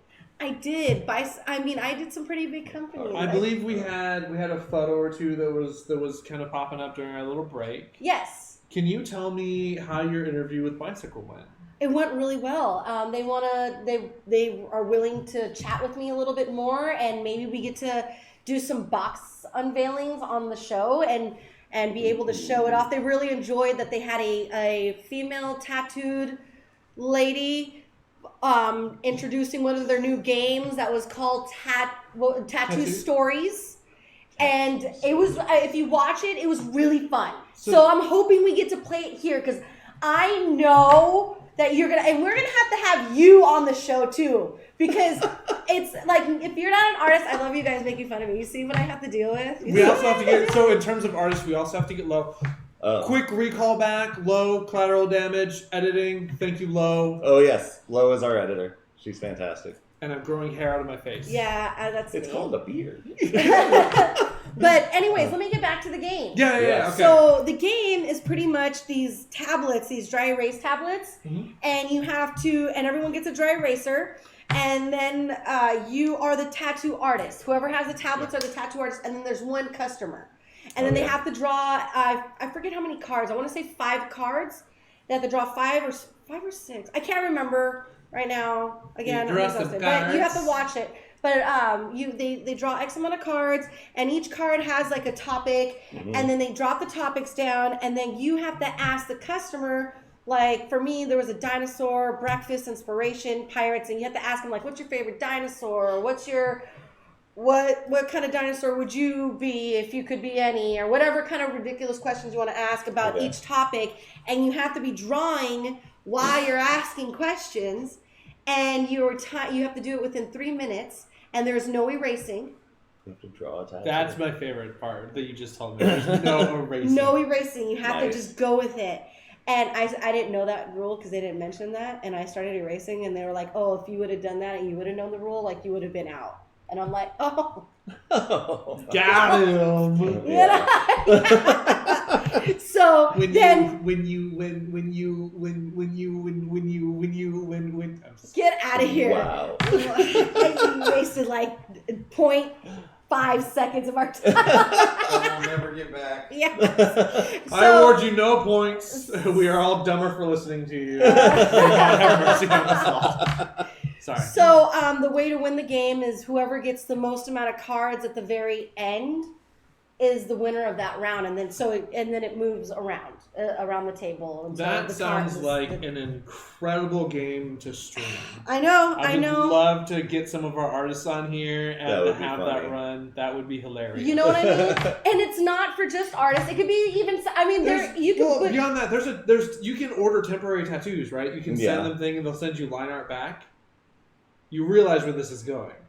That when you pick the tattoos, you have to wear a temporary tattoo of whatever it is. Oh my god. This has to happen. Oh my god. Awesome. Maybe for us, we can do something like that. I think that'd be fun. I think that'd be a lot of fun. Us with I'd wear a tattoo that you made me. Yeah. Do it. Let's go. It'll stay there for at least 2 weeks. No, we'll do henna. We'll have to bring in Quinn and Boone to come in to shit lasts copy forever. it. That lasts forever. Yeah. I mean, not forever, ever. I do love henna. People that can pull it off. Careful what you wish for. Yeah, it is. They had other games as well. Do you remember? They did. I can't right off the bat remember the name of the other game, but it is really fun also, where it asks some personal questions. Like one of the questions was, I crop dust people, what do I do? And or something about farting, right? And one of them is like, do I crop dust everyone? and just not say anything? Or do I go run to the bathroom because I'm embarrassed? Or do I, and you have to then pick A, B, or C as the person that got the question, and then you put the card down of what you had picked, and everyone at the table has to make a bet, like of how, like up to 15 of what they think if they're going to be right. And then they drop a card down to be like, I think you picked C. Right. And so however much you bet is how you move your little cube up that many squares. That sounds cute. I'm going to come up with some silly rules, and we're going to play that over the weekend. You know what I mean? That would be kind of fun. That would be fun. That would We're be. going to get some chips, and we're going to play some games. Another gaming company that has card game type of games like that, because I interviewed a lot of different companies. So I interviewed like ones that were a little bit more miniature, war-based type of ones. But for the fun, we'll talk about those ones right now that I did. The other one was Greater Than Games that I had interviewed, and they were fantastic. Unfortunately, one of the games that I think every one of you and the Steaky Etten, I think, is really going to love this game, it's called the Brewmaster. And you have to like brew different types of ales, IPAs, or whatever with weird ingredients, like oyster juice is one of the options, and like all this crazy stuff. Caesar. And like, you know what I mean? Yeah. And so like you have to do this. She explained it to me. I want to get it and I want to actually play it out. That one was great, but we didn't get a chance to play that one. The other one that we did play. Daniel. What? If you were a brew, what 3 ingredients would you be made out of? If I was a brew? If you were a brew. Charisma. Charm. And a good smile. I need a podcast Charisma. No. Charm. What was the other one? A good smile. Good smile. And Chemical X. Chemical X. These were the ingredients to create the perfect little Daniel. And then the professor added Chemical X. Actually, I'd probably be something like hoppy. I like IPAs, so I'd probably be like, maybe a little peach IPA. Okay. Yeah, a little sweet. I would, if I was a brew, I would be made out of, I would be made out of plastic. Because I always play games that use a lot of plastic. I don't think it would be very drinkable. You would be on the bargain shelf. I would be, yeah. Whiskey. Just well whiskey. I'd be a zero malt whiskey. I like to think that I would be barrel-aged. a cider that's kind of a dry cider with a slight sweet aftertaste. You would be. Which is John's battle tower thing. Wait. The dueling tower. Yeah. Do we have that here still? Yeah, it's right here. I know we have like one of the butts. You're a butt. You're a butt. But Speaking of butts, you interviewed some other butts. Oh yeah. Oh, I didn't finish telling you the card game. Oh, that I yeah, played. yeah. The other one I think you and I think we're gonna kill it. You think? It's called The Medium. Or Medium, I Okay, believe. So okay. what it is it's like a fortune-telling game type of a deal, where you get these I cards thought it of was based off words, that TV show. and one person will drop the card, right? Butts. Yes, and then let's say I will drop one that says I don't know a random word like toilet. Spanking. No, that's it. Sorry. So there's butts and toilet, and then you and I have to think of a word in between, and then we would go 1, 2, 3, and then say the word at the same time. And if we said the same thing, Nailed it. We get a point. We get a point. And if we don't, then we have to do it again. That's This is also by bicycle? No, this one is by Greater Than Games. Greater Than Okay. Games? And I also need to be in communication with them so that maybe we can get a hold of that game because they Shout sold out to Greater Than Games because Dude. that sounds really fun. And not only is it fun, but the box is gorgeous. Yeah? Yes, it's beautiful. The colors that were chosen for it, it's so cool looking. Just like visually looking at it, it's definitely one of those that you judge a book by its cover, and when you open it up, you are super pleased that it's exactly what you were hoping for by the look of I it. love it. Yeah. So I'm Greater hoping Than we can- Games, shout out to them because that sounds like a lot of fun to play. Yes. You also, you interviewed a very particular company. I did. One that we were like, ooh, spicy. Yeah, and it ended up being like being at on the beach in Mexico and eating a nice like jalapeno, and you're like, ooh, it's a little hot, but I needed that, and it's great. Spicy. And that was Paizo. Yeah. Oh. Our little D&D influenced show went That's out and awesome. interviewed Paizo. That's awesome. I didn't pick it. They scheduled me, and it was a great, pleasing surprise. Yes, Awesome. tell me a little bit about Paizo. I mean, I met one of the designers. That's who I interviewed, the designer Logan. He is amazing. I mean, he's such a nice guy, and he is so well-rounded about the whole entire book, answered all the questions that I had, and even more.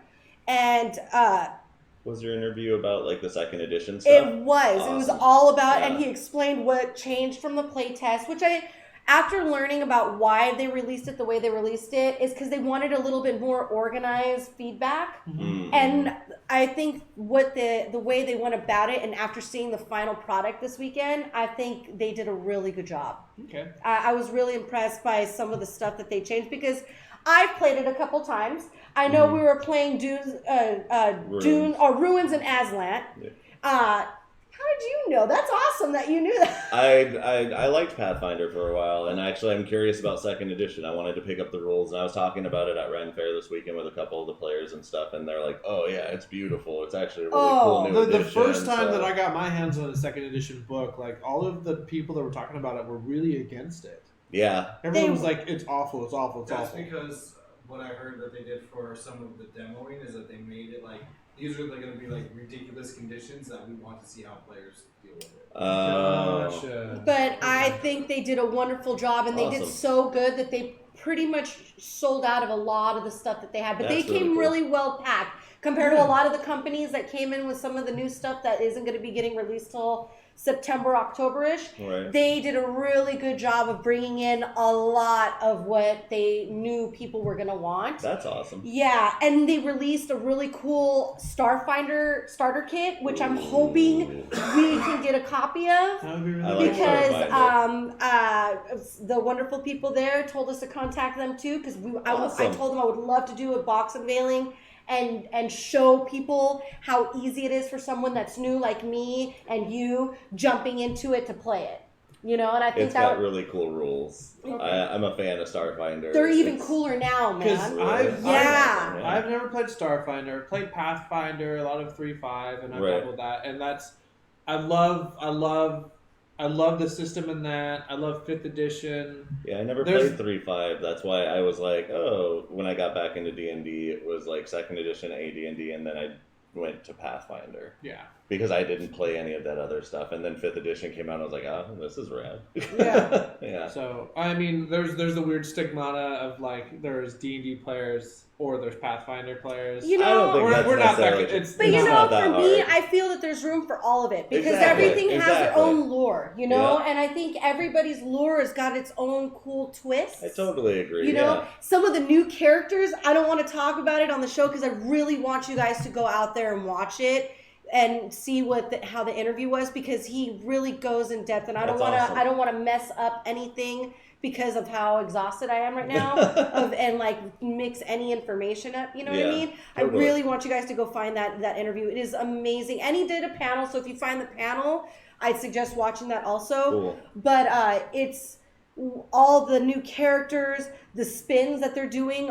You can create your own deity, and they have a whole chart on how to do that. Whoa. That's cool. You know what I mean? That's They're rad. opening up some, and I told them, I was like, you guys did an amazing job, and the way they went about for newcomers that are coming in, it's a lot of information in that book, but it's a lot of information that you don't have to go into immediately necessarily. Right, It's like, right. go to the important stuff that you know of, your the race, the class, and then if you decide you want to like see what extra is there because you want to kind of expand out of your comfort zone, there's so many cool things to kind of expand to.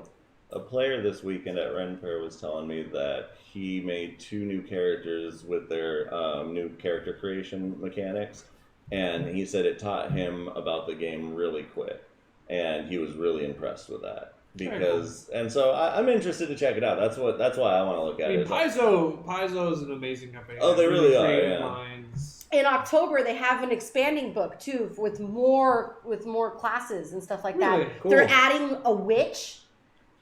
I mean, they're adding some more stuff. So they have hags, but then they're gonna have a witch. That's cool. And so there's gonna be. Slow I mean, that they're stuff down, they're doing a lot, and there's more. There's other things, Right, but they're doing so many cool things.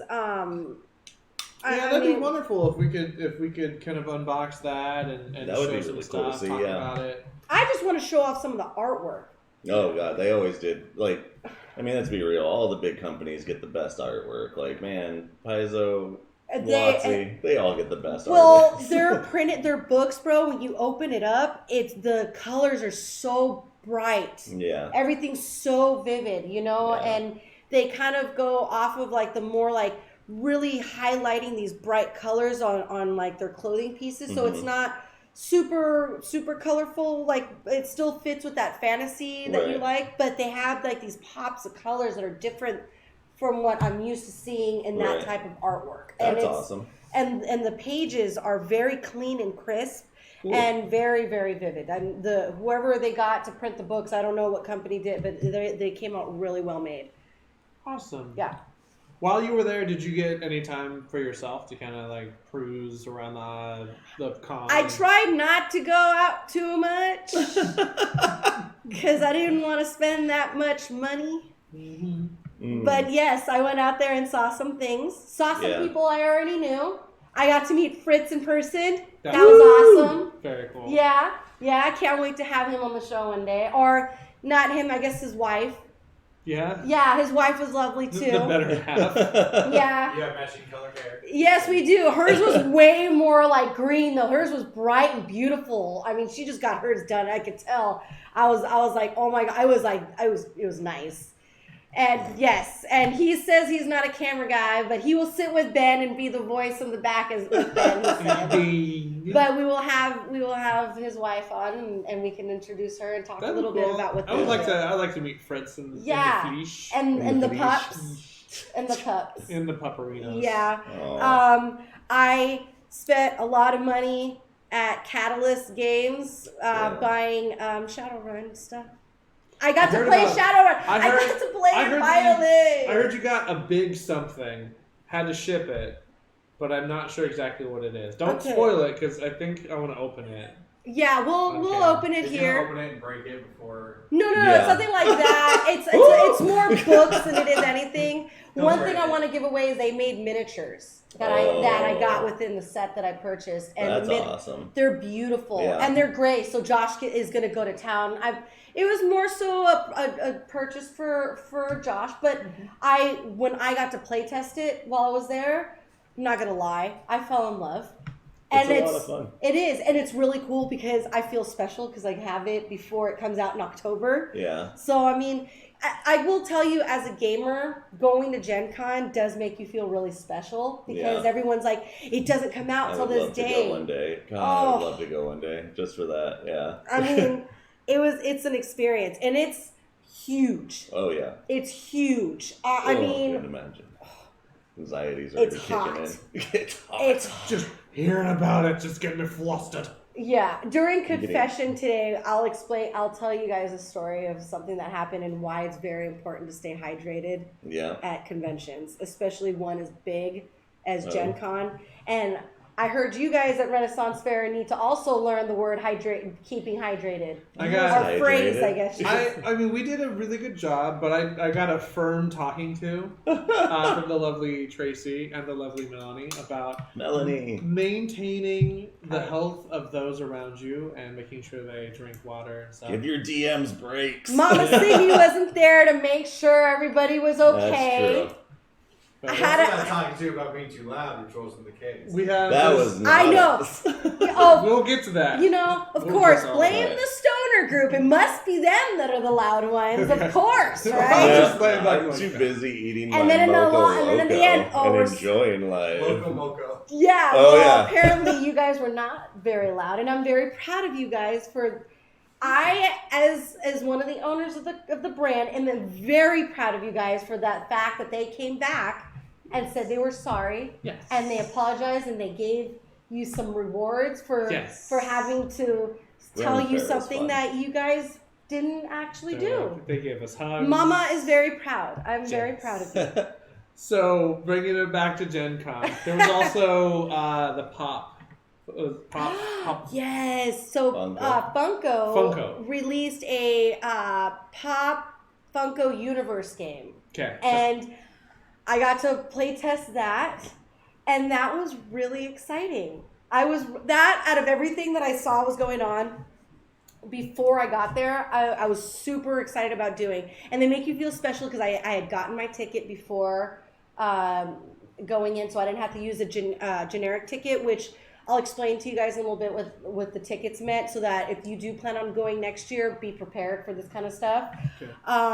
And I guess this is how they always run it, but this year they organized it a little bit more. So, but anyways, because I go there with my ticket, they give me a special little bracelet, like carnival style bracelet. Uh-huh. And I get that. They let me in. I go stand in a line to then be sat at a table.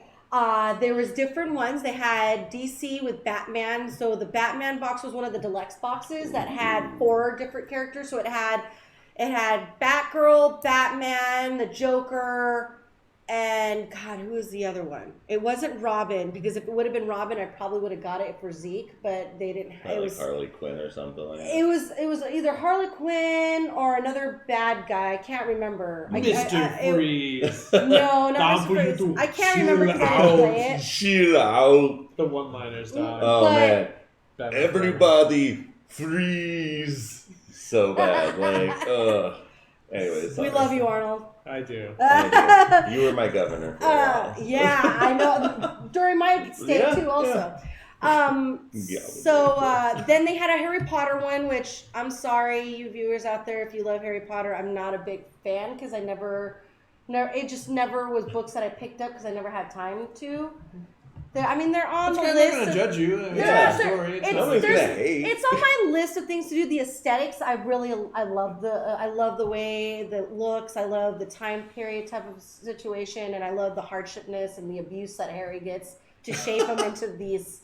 So you like he's not really a. You like child abuse? Hey! With magic. Well, I can relate. The only thing is my life didn't have magic, so good for fucking Harry. Okay. He did get an owl. Wow. There's one of the F-bombs for the show. I'm a little bitter. Go back to Funko. So.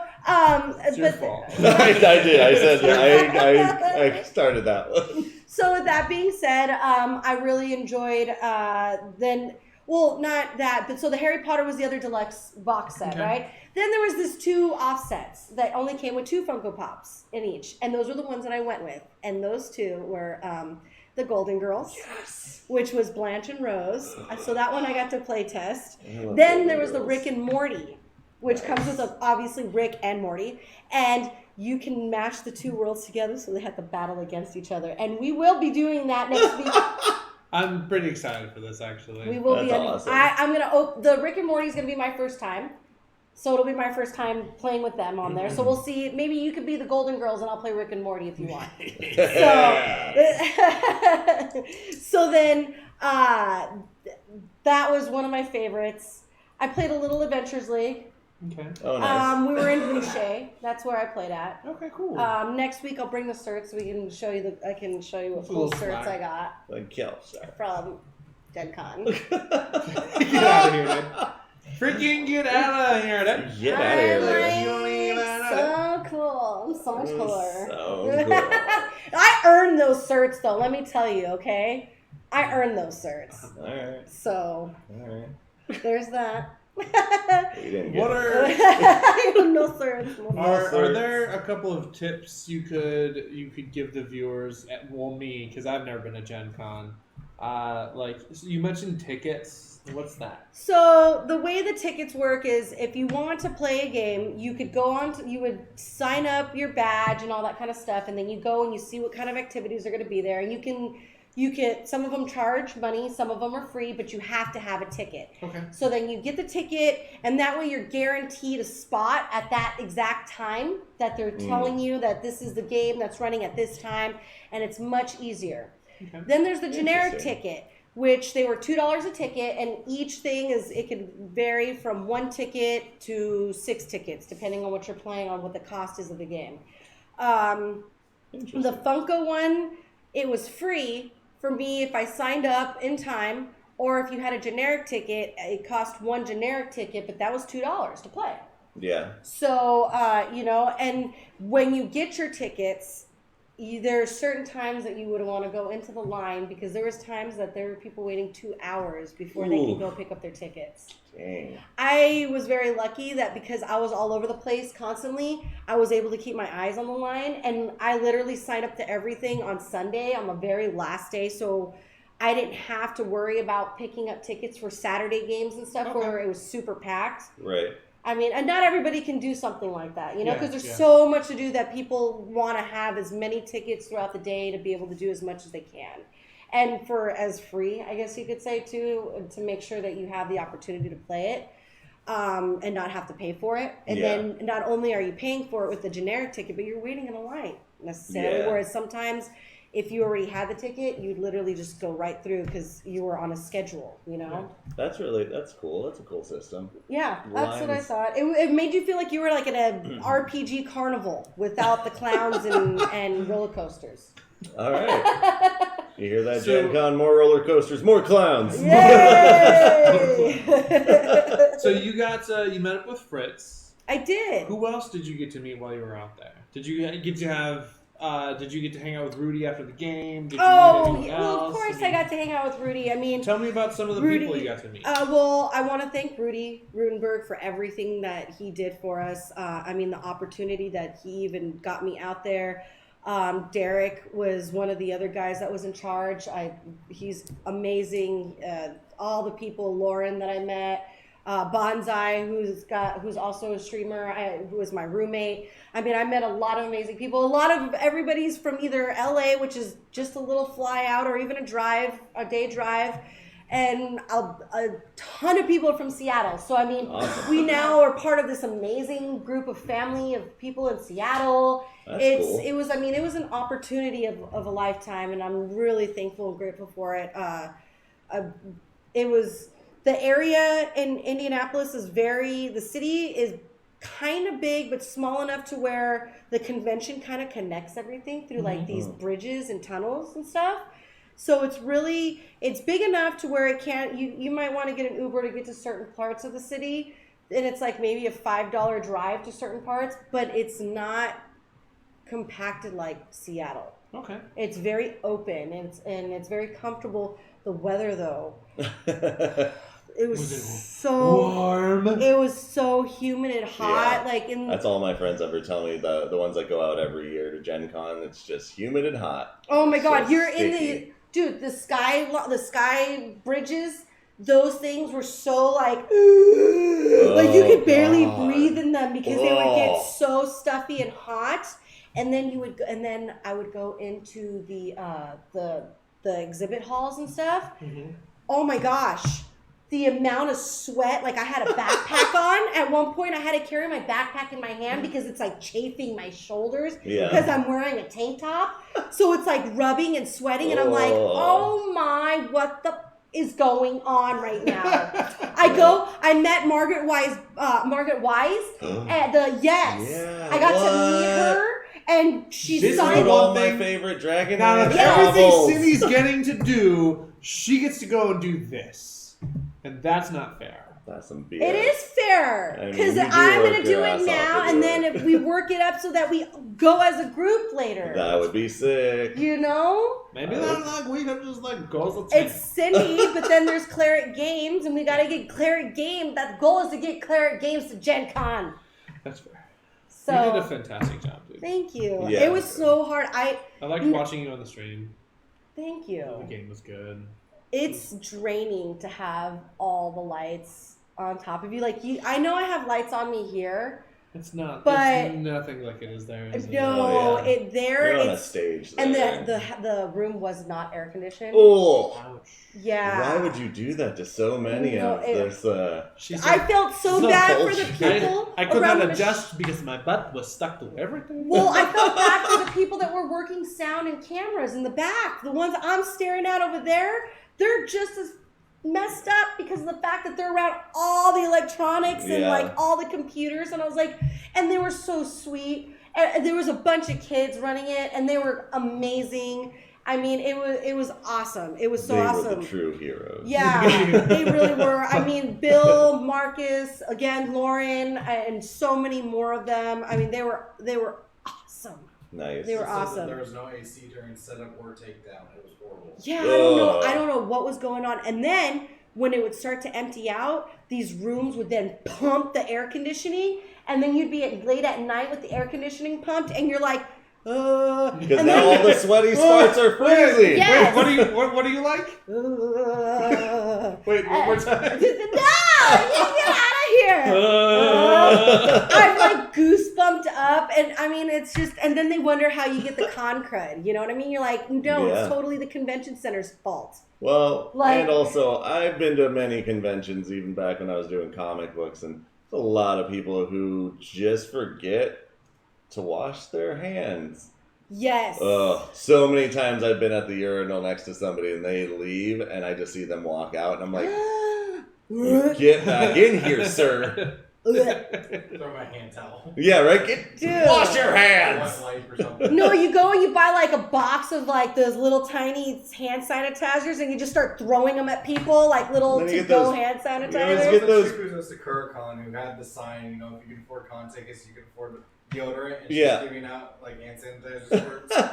That's nice. Genius. That's genius. I love those people. Yeah, let's avoid con crud, please, people. Like that it's would not be hard. really. It's really not. They taught me in elementary to wash my hands. It's bad enough that the air conditioning systems never work properly and can add to that. Let's make sure that we don't pass germs around. Like a lot of people sneezing and not covering themselves when they sneeze, like, and then you smell. You know, like when someone sneezes, that smell. I mean, it's so. I've never smelt a sneeze. Oh no! I've smelled burps. It's like that. Definitely. It's in Spanish. The way I can describe it is like the smell of their babas. You know. The smell of their babas. That's what it is. Yeah, they're babas. It's just like their spit. Like it's like It's like stale and gross. Probably. Yes, with like that stale mouth smell. Like oh god, yeah, no, it's not fun. And if you're one of those, please don't. I mean, I highly doubt any of our viewers are those people. You know what I mean? But pass the word on. So I think we're gonna stay late. Are we good for another hour?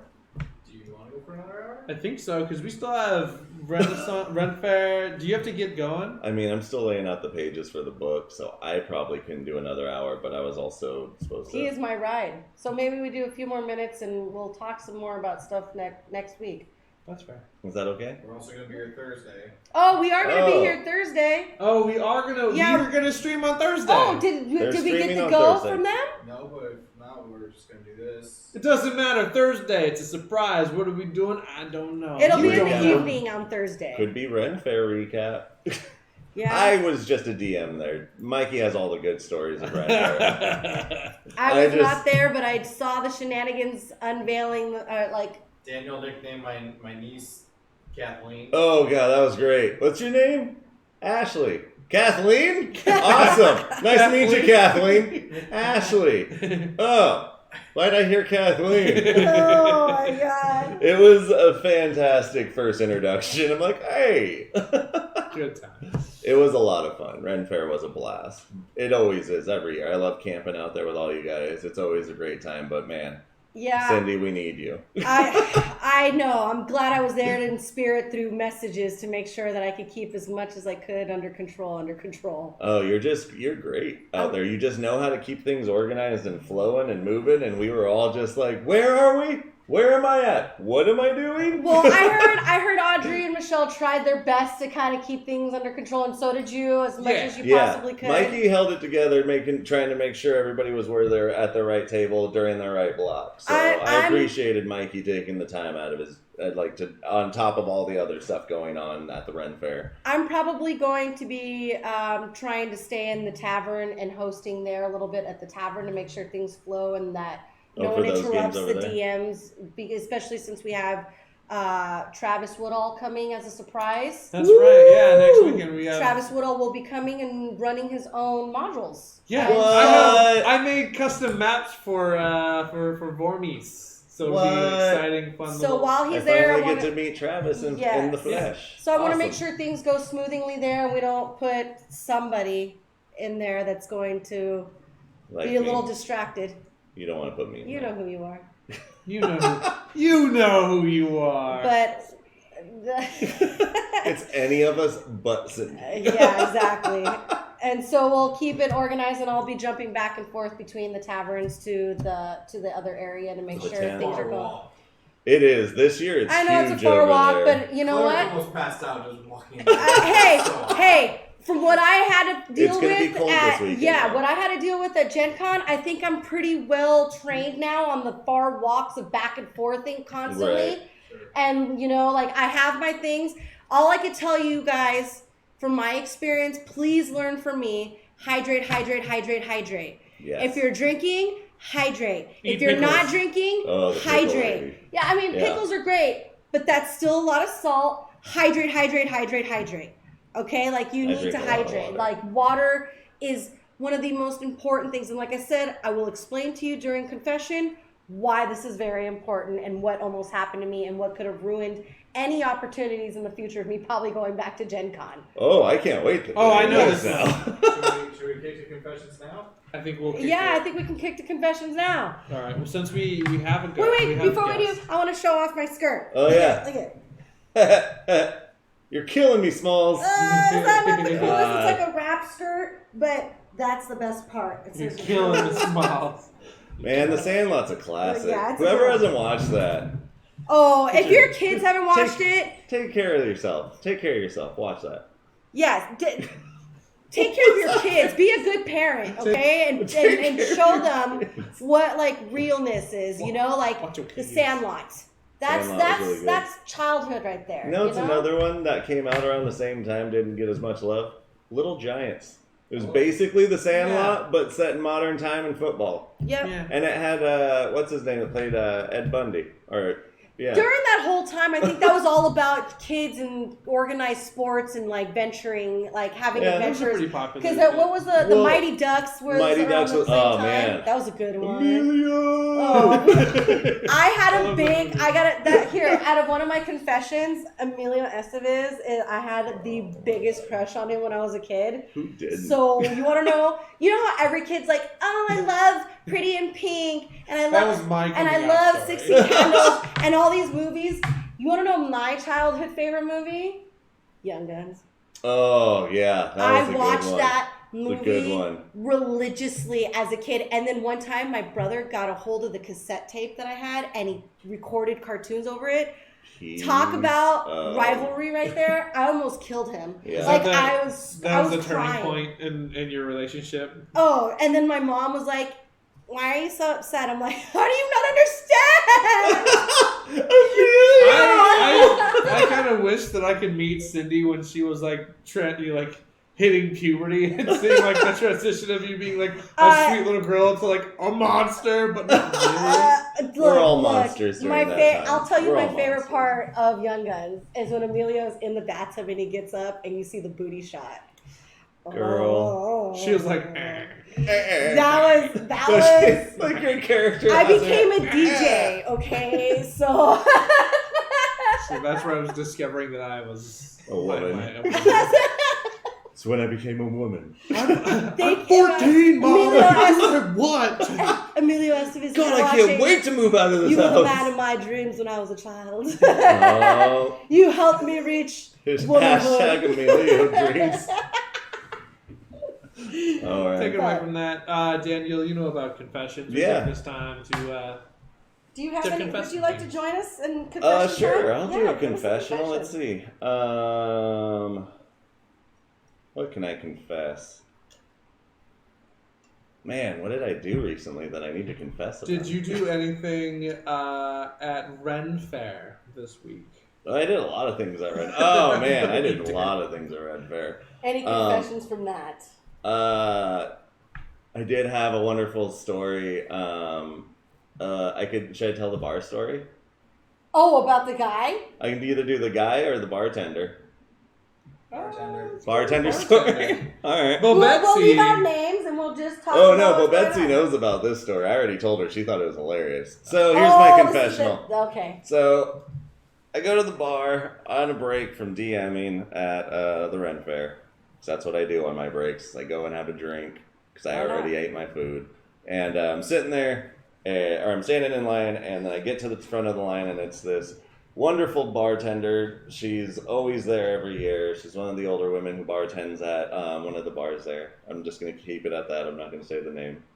And I say, can I trouble you for an IPA? And I give her a little wink. And she says, no trouble at all, sweetheart. And she goes and gets me my beer. And she sees me put my tip in her jar. And they do the whole, huzzah for the tipper! And everyone goes, huzzah! And then she leans forward and goes, thine breasts also accept tips. And I noticed there was dollars tucked in her shirt. And I'm a horribly socially awkward person. I never know what my mouth's gonna say before my brain knows. And just coming out is, really? Cool! And I'm like, oh my god, you're an idiot. Yeah, I'm like, you let me see your boobs. I get to touch them. And I'm like, so I tell Betsy this last night when she gets home from her vacation. And Who she's is like, wife? Who is wife? My wife. And she's just like, oh, you're so awkward. I was like, that's why you love Betsy's me. like, But that's what she loves about me, It's too. true, it's true. She's told me that. She's yeah. like, I love when he comes and tells me stories of how awkward he is with other women. I am and such she a dork. lives for it. So Yeah, I'm sure that was just something for her to add to the banks. Oh of god, she has so many stories of me being awkward. Like, it's so great. Anyways, that's my confessional. It was fantastic, and I will be there next weekend. Make sure I'll have a tip. Y'all dying breasts ready for a tip now? Yeah, right. Whatever. Please do not walk up there. Yeah, just like, woo! No, Are thy breasts open for my tip? Oh shit! Oh, Context! context!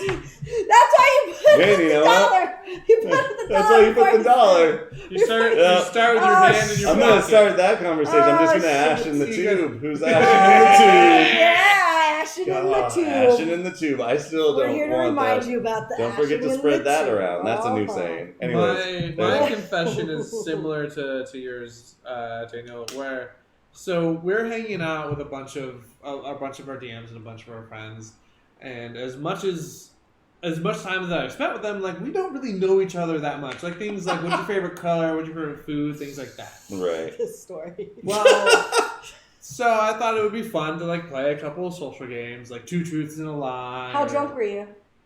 Well, it started out innocent. It wasn't until It never starts. because I was sober for That's the the word. beginning, and then I started to get drunk, and for whatever reason, Sorry.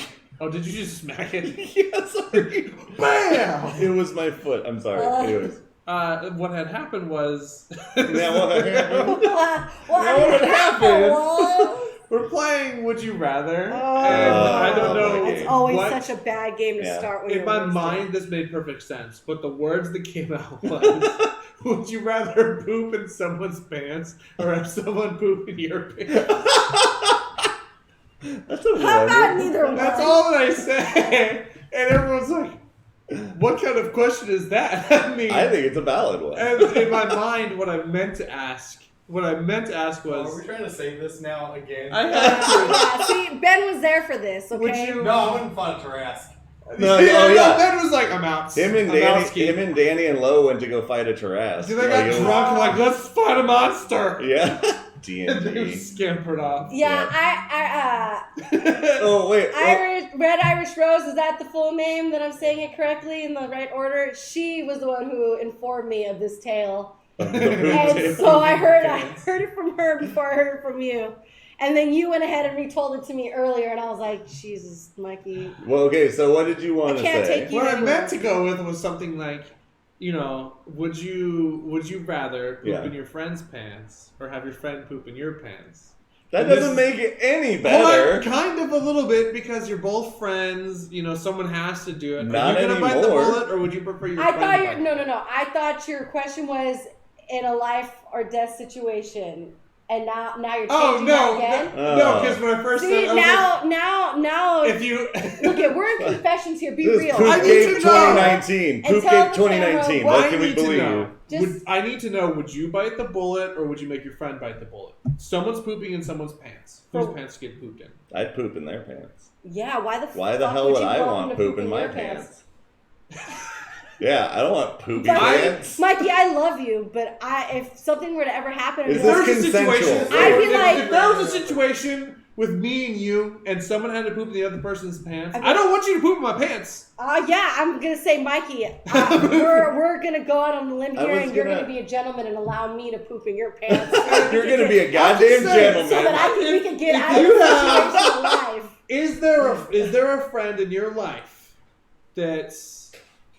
you would have poop in your pants in this situation? Is there a friend in your life? No, the only time There's no friend ever that you would have. Okay, What about you, Daniel? Stop. As a mother, I would only allow my son to ever, if there was a life-threatening Poop in your situation... pants. You wouldn't poop in your son's pants? No, I wouldn't, because but you'd poop in mine. But Yeah. I would... And you'd poop in Daniel's. You are not my children. You'd poop in everyone's pants. Yeah, because you everywhere. gentlemen eat disgusting food, and I would never let you shit Just in because my I pants. went ham on some corn dogs. Man, those corn dogs, though, they're phenomenal. If you were allowed to shit in my pants, and that means I would That's fucking true. get to vomit in your mouth. So there's that. Let's not make this a reality. Yeah, that's not a good scene. This is becoming a scat. So with your kid, situation. in the pooping scenario, Zeke would poop in your pants. As a mother, if someone had a gun to my head and was like, if one of you are pooping in somebody's pants. First off, why is this guy got a gun and want to see people poop? Because that would be the only circumstance that this would ever be allowed. Somebody out there who wants to do this, to me was like, you're fucked up. Would you rather shit in someone's pants, or would you rather have them shit in yours? I would say, fuck all of it. All I know is that at this point I was super drunk and I couldn't articulate what I wanted to say. You still aren't really articulate. Now I understand why it was difficult while drunk, whilst being sober, still difficult. Yeah, it really is, Michael. Why would anybody want to poop? It's not that you want to, someone has to. Here's a question for you. It's over. Yeah, all right. The story... Get back to us in our Twitter feed. We'll do a vote. The conclusion here is, do not allow Mikey to drink so much that he's going to ask ridiculous questions. It's like a sign at the zoo. Do not feed the animals. Do not give Mikey drinks. There's a list of warning signs. Water. Just water. There's drunk levels. There's slurring. There's stumbling, fumbling words. There's the I love you man. There's the crying episode. There's asking if you would poop in their pants. And it's just gets worse and worse down the line. Just levels of drunk. Yeah. Again, I got to would you rather. Anywhere. I got to would you rather poop in pants drunk. Would you rather? And then I wasn't there to tell Mikey. Shh. Oh well, I mean everyone at the table was like, shh, just shut up. You've ruined the game. I was like, I know. Well, I mean, I don't know if you guys remember Cindy ran Faire last year. Suck it! We have to share. Hey, we're ready for at it. least with that was hilarious. That wasn't making the entire group awkward. It's true. You weren't. We were all pretty okay with that. I was fully pantsed. I had there was not like a skirt, so legs were in the air, saying the suck it. But it was hilarious. Whereas Mikey. What's this dehydration story? Oh, and the poop thing. What's with this dehydration story? Yeah, right. I do have about poop. I do have a dehydration story as well, but it also includes poop. So I won't tell it. Yeah, no, we'll move on from that. So It's not me. I was a confession that I have that I would suggest people heed my warnings and follow what I say. One morning I had gone to the panel that I did at the character creation. I was kind of rushing that morning, didn't get breakfast.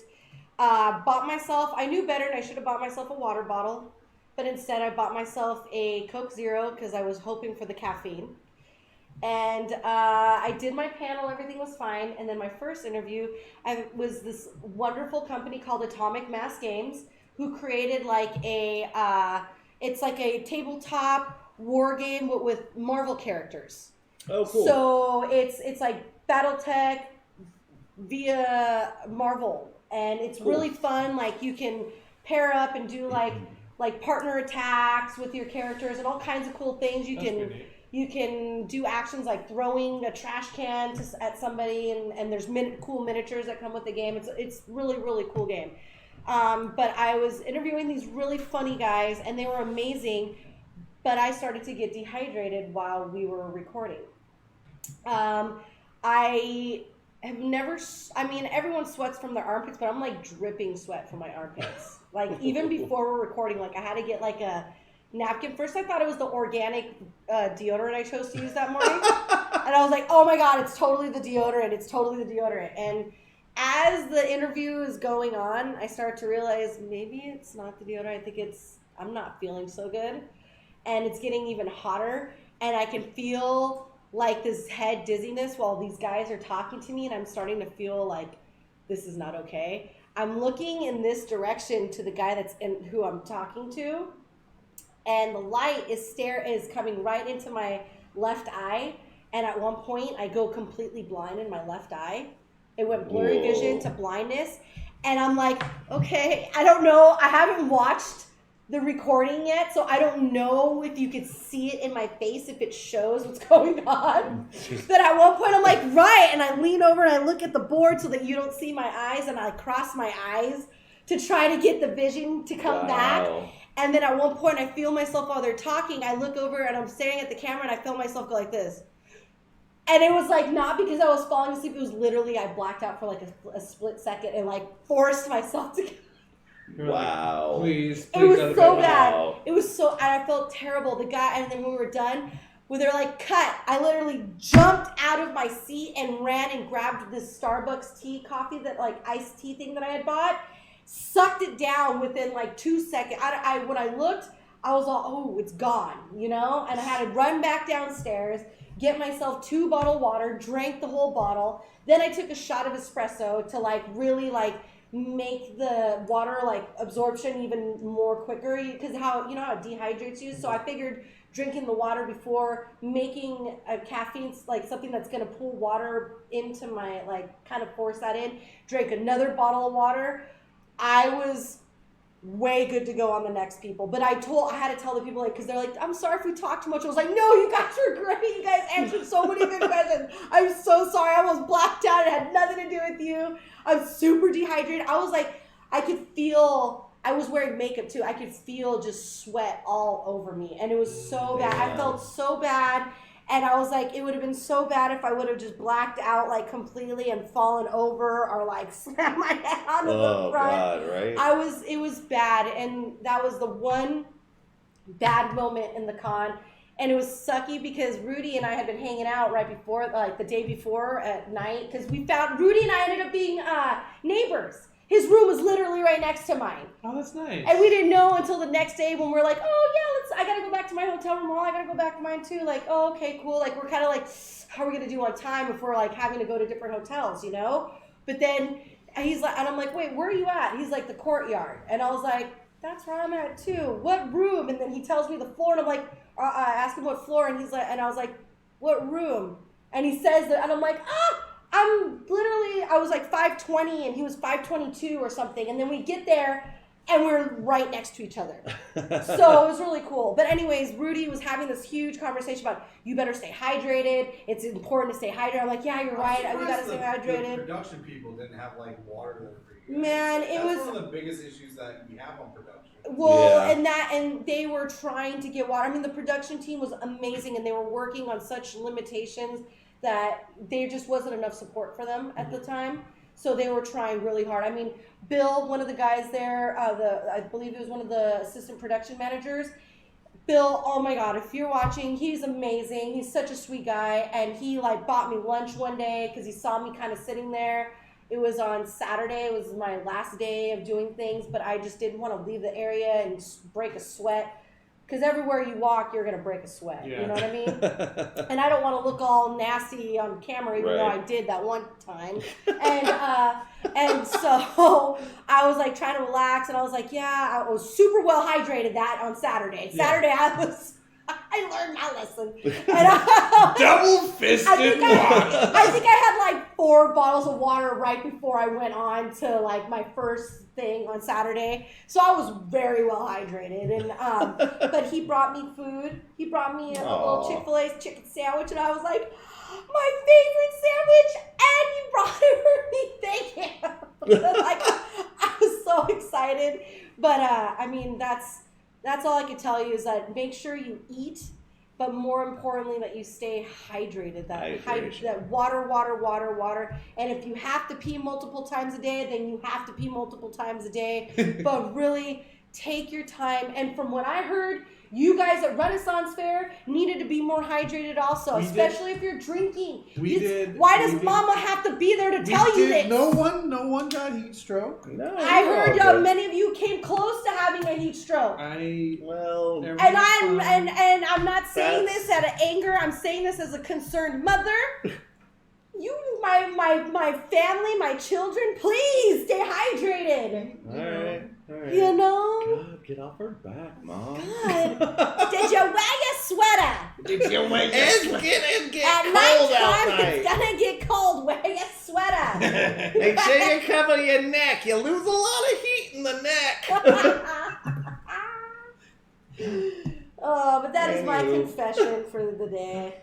All right. I really appreciate you guys coming and listening to our shenanigans and finding out what's going on and what happened. And thank you, Daniel. Thank you guys.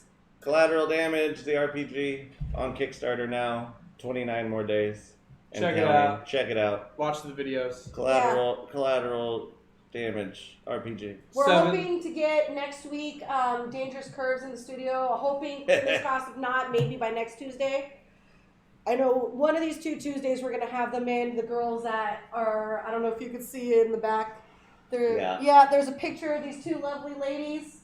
And my 2 Larrys, Josh and Mikey over here, who have been subjected to their Larry hackling. They are fantastic. I hope they can come here and do a little bit of their sketch. There may or may not be video of us up on stage. They recorded the whole thing. Oh, they did! Yeah. Oh my God, Ben, we gotta get that. Can we get that and like show that on one of these streams? We don't need to show that either. Yes, we do. Yes, no, we do. Don't. Katie needs to see what happened. If we get 150 more followers, nope, I don't give a shit. I'll consider it. If we get always something to get Mikey to expose himself on camera. Followers, we can make 3 happen. Give me 3 followers, or no, 3 subscribers. Let's get 3 subscribers, and we'll watch. No, I'll roll on it. We'll dueling dice tower it. No, because that's not fair. Because I want them to show the Cleric also as a Larry. No. Because when he puts when my head goes underneath his tunic. The crowd went ape after that. Come on. It was the most sensual dance I've ever seen. Yes, it was, and that's all mine. Yeah, I get to take that home. Wild. That's awesome. I'm a lucky lady, guys. I mean, you got to see him. I think he's got a wig on and everything. They put hair on him. Oh, man. What does that look like? Let's get some subs and find out. Yeah. Anyways, thank you guys for tuning in. Thank you guys for watching. Hashtag Summer of RPG 2019. Make sure you're still tagging that because we're still in summertime. And I know a lot of you have been going to Renaissance Fair, so make sure to remember hashtag summertime or Summer of RPG 2019. Come say hi. Yes, come and say hi. If you're going to plan on camping, make sure that you're camping and you come and find us so that you can come and hang out. It's a lot of fun. Follow us, sub. Follow us, Twitch, YouTube, Facebook, all of the social medias. I'm Michael Gramling, the Bard Creative. I am Cindy, the High Priestess. And I'm Daniel. Cool! And we'll see you this Thursday. Bye, guys. Bye, guys. Honorate Gabby. Reading Gabby? 3, 2. Ah!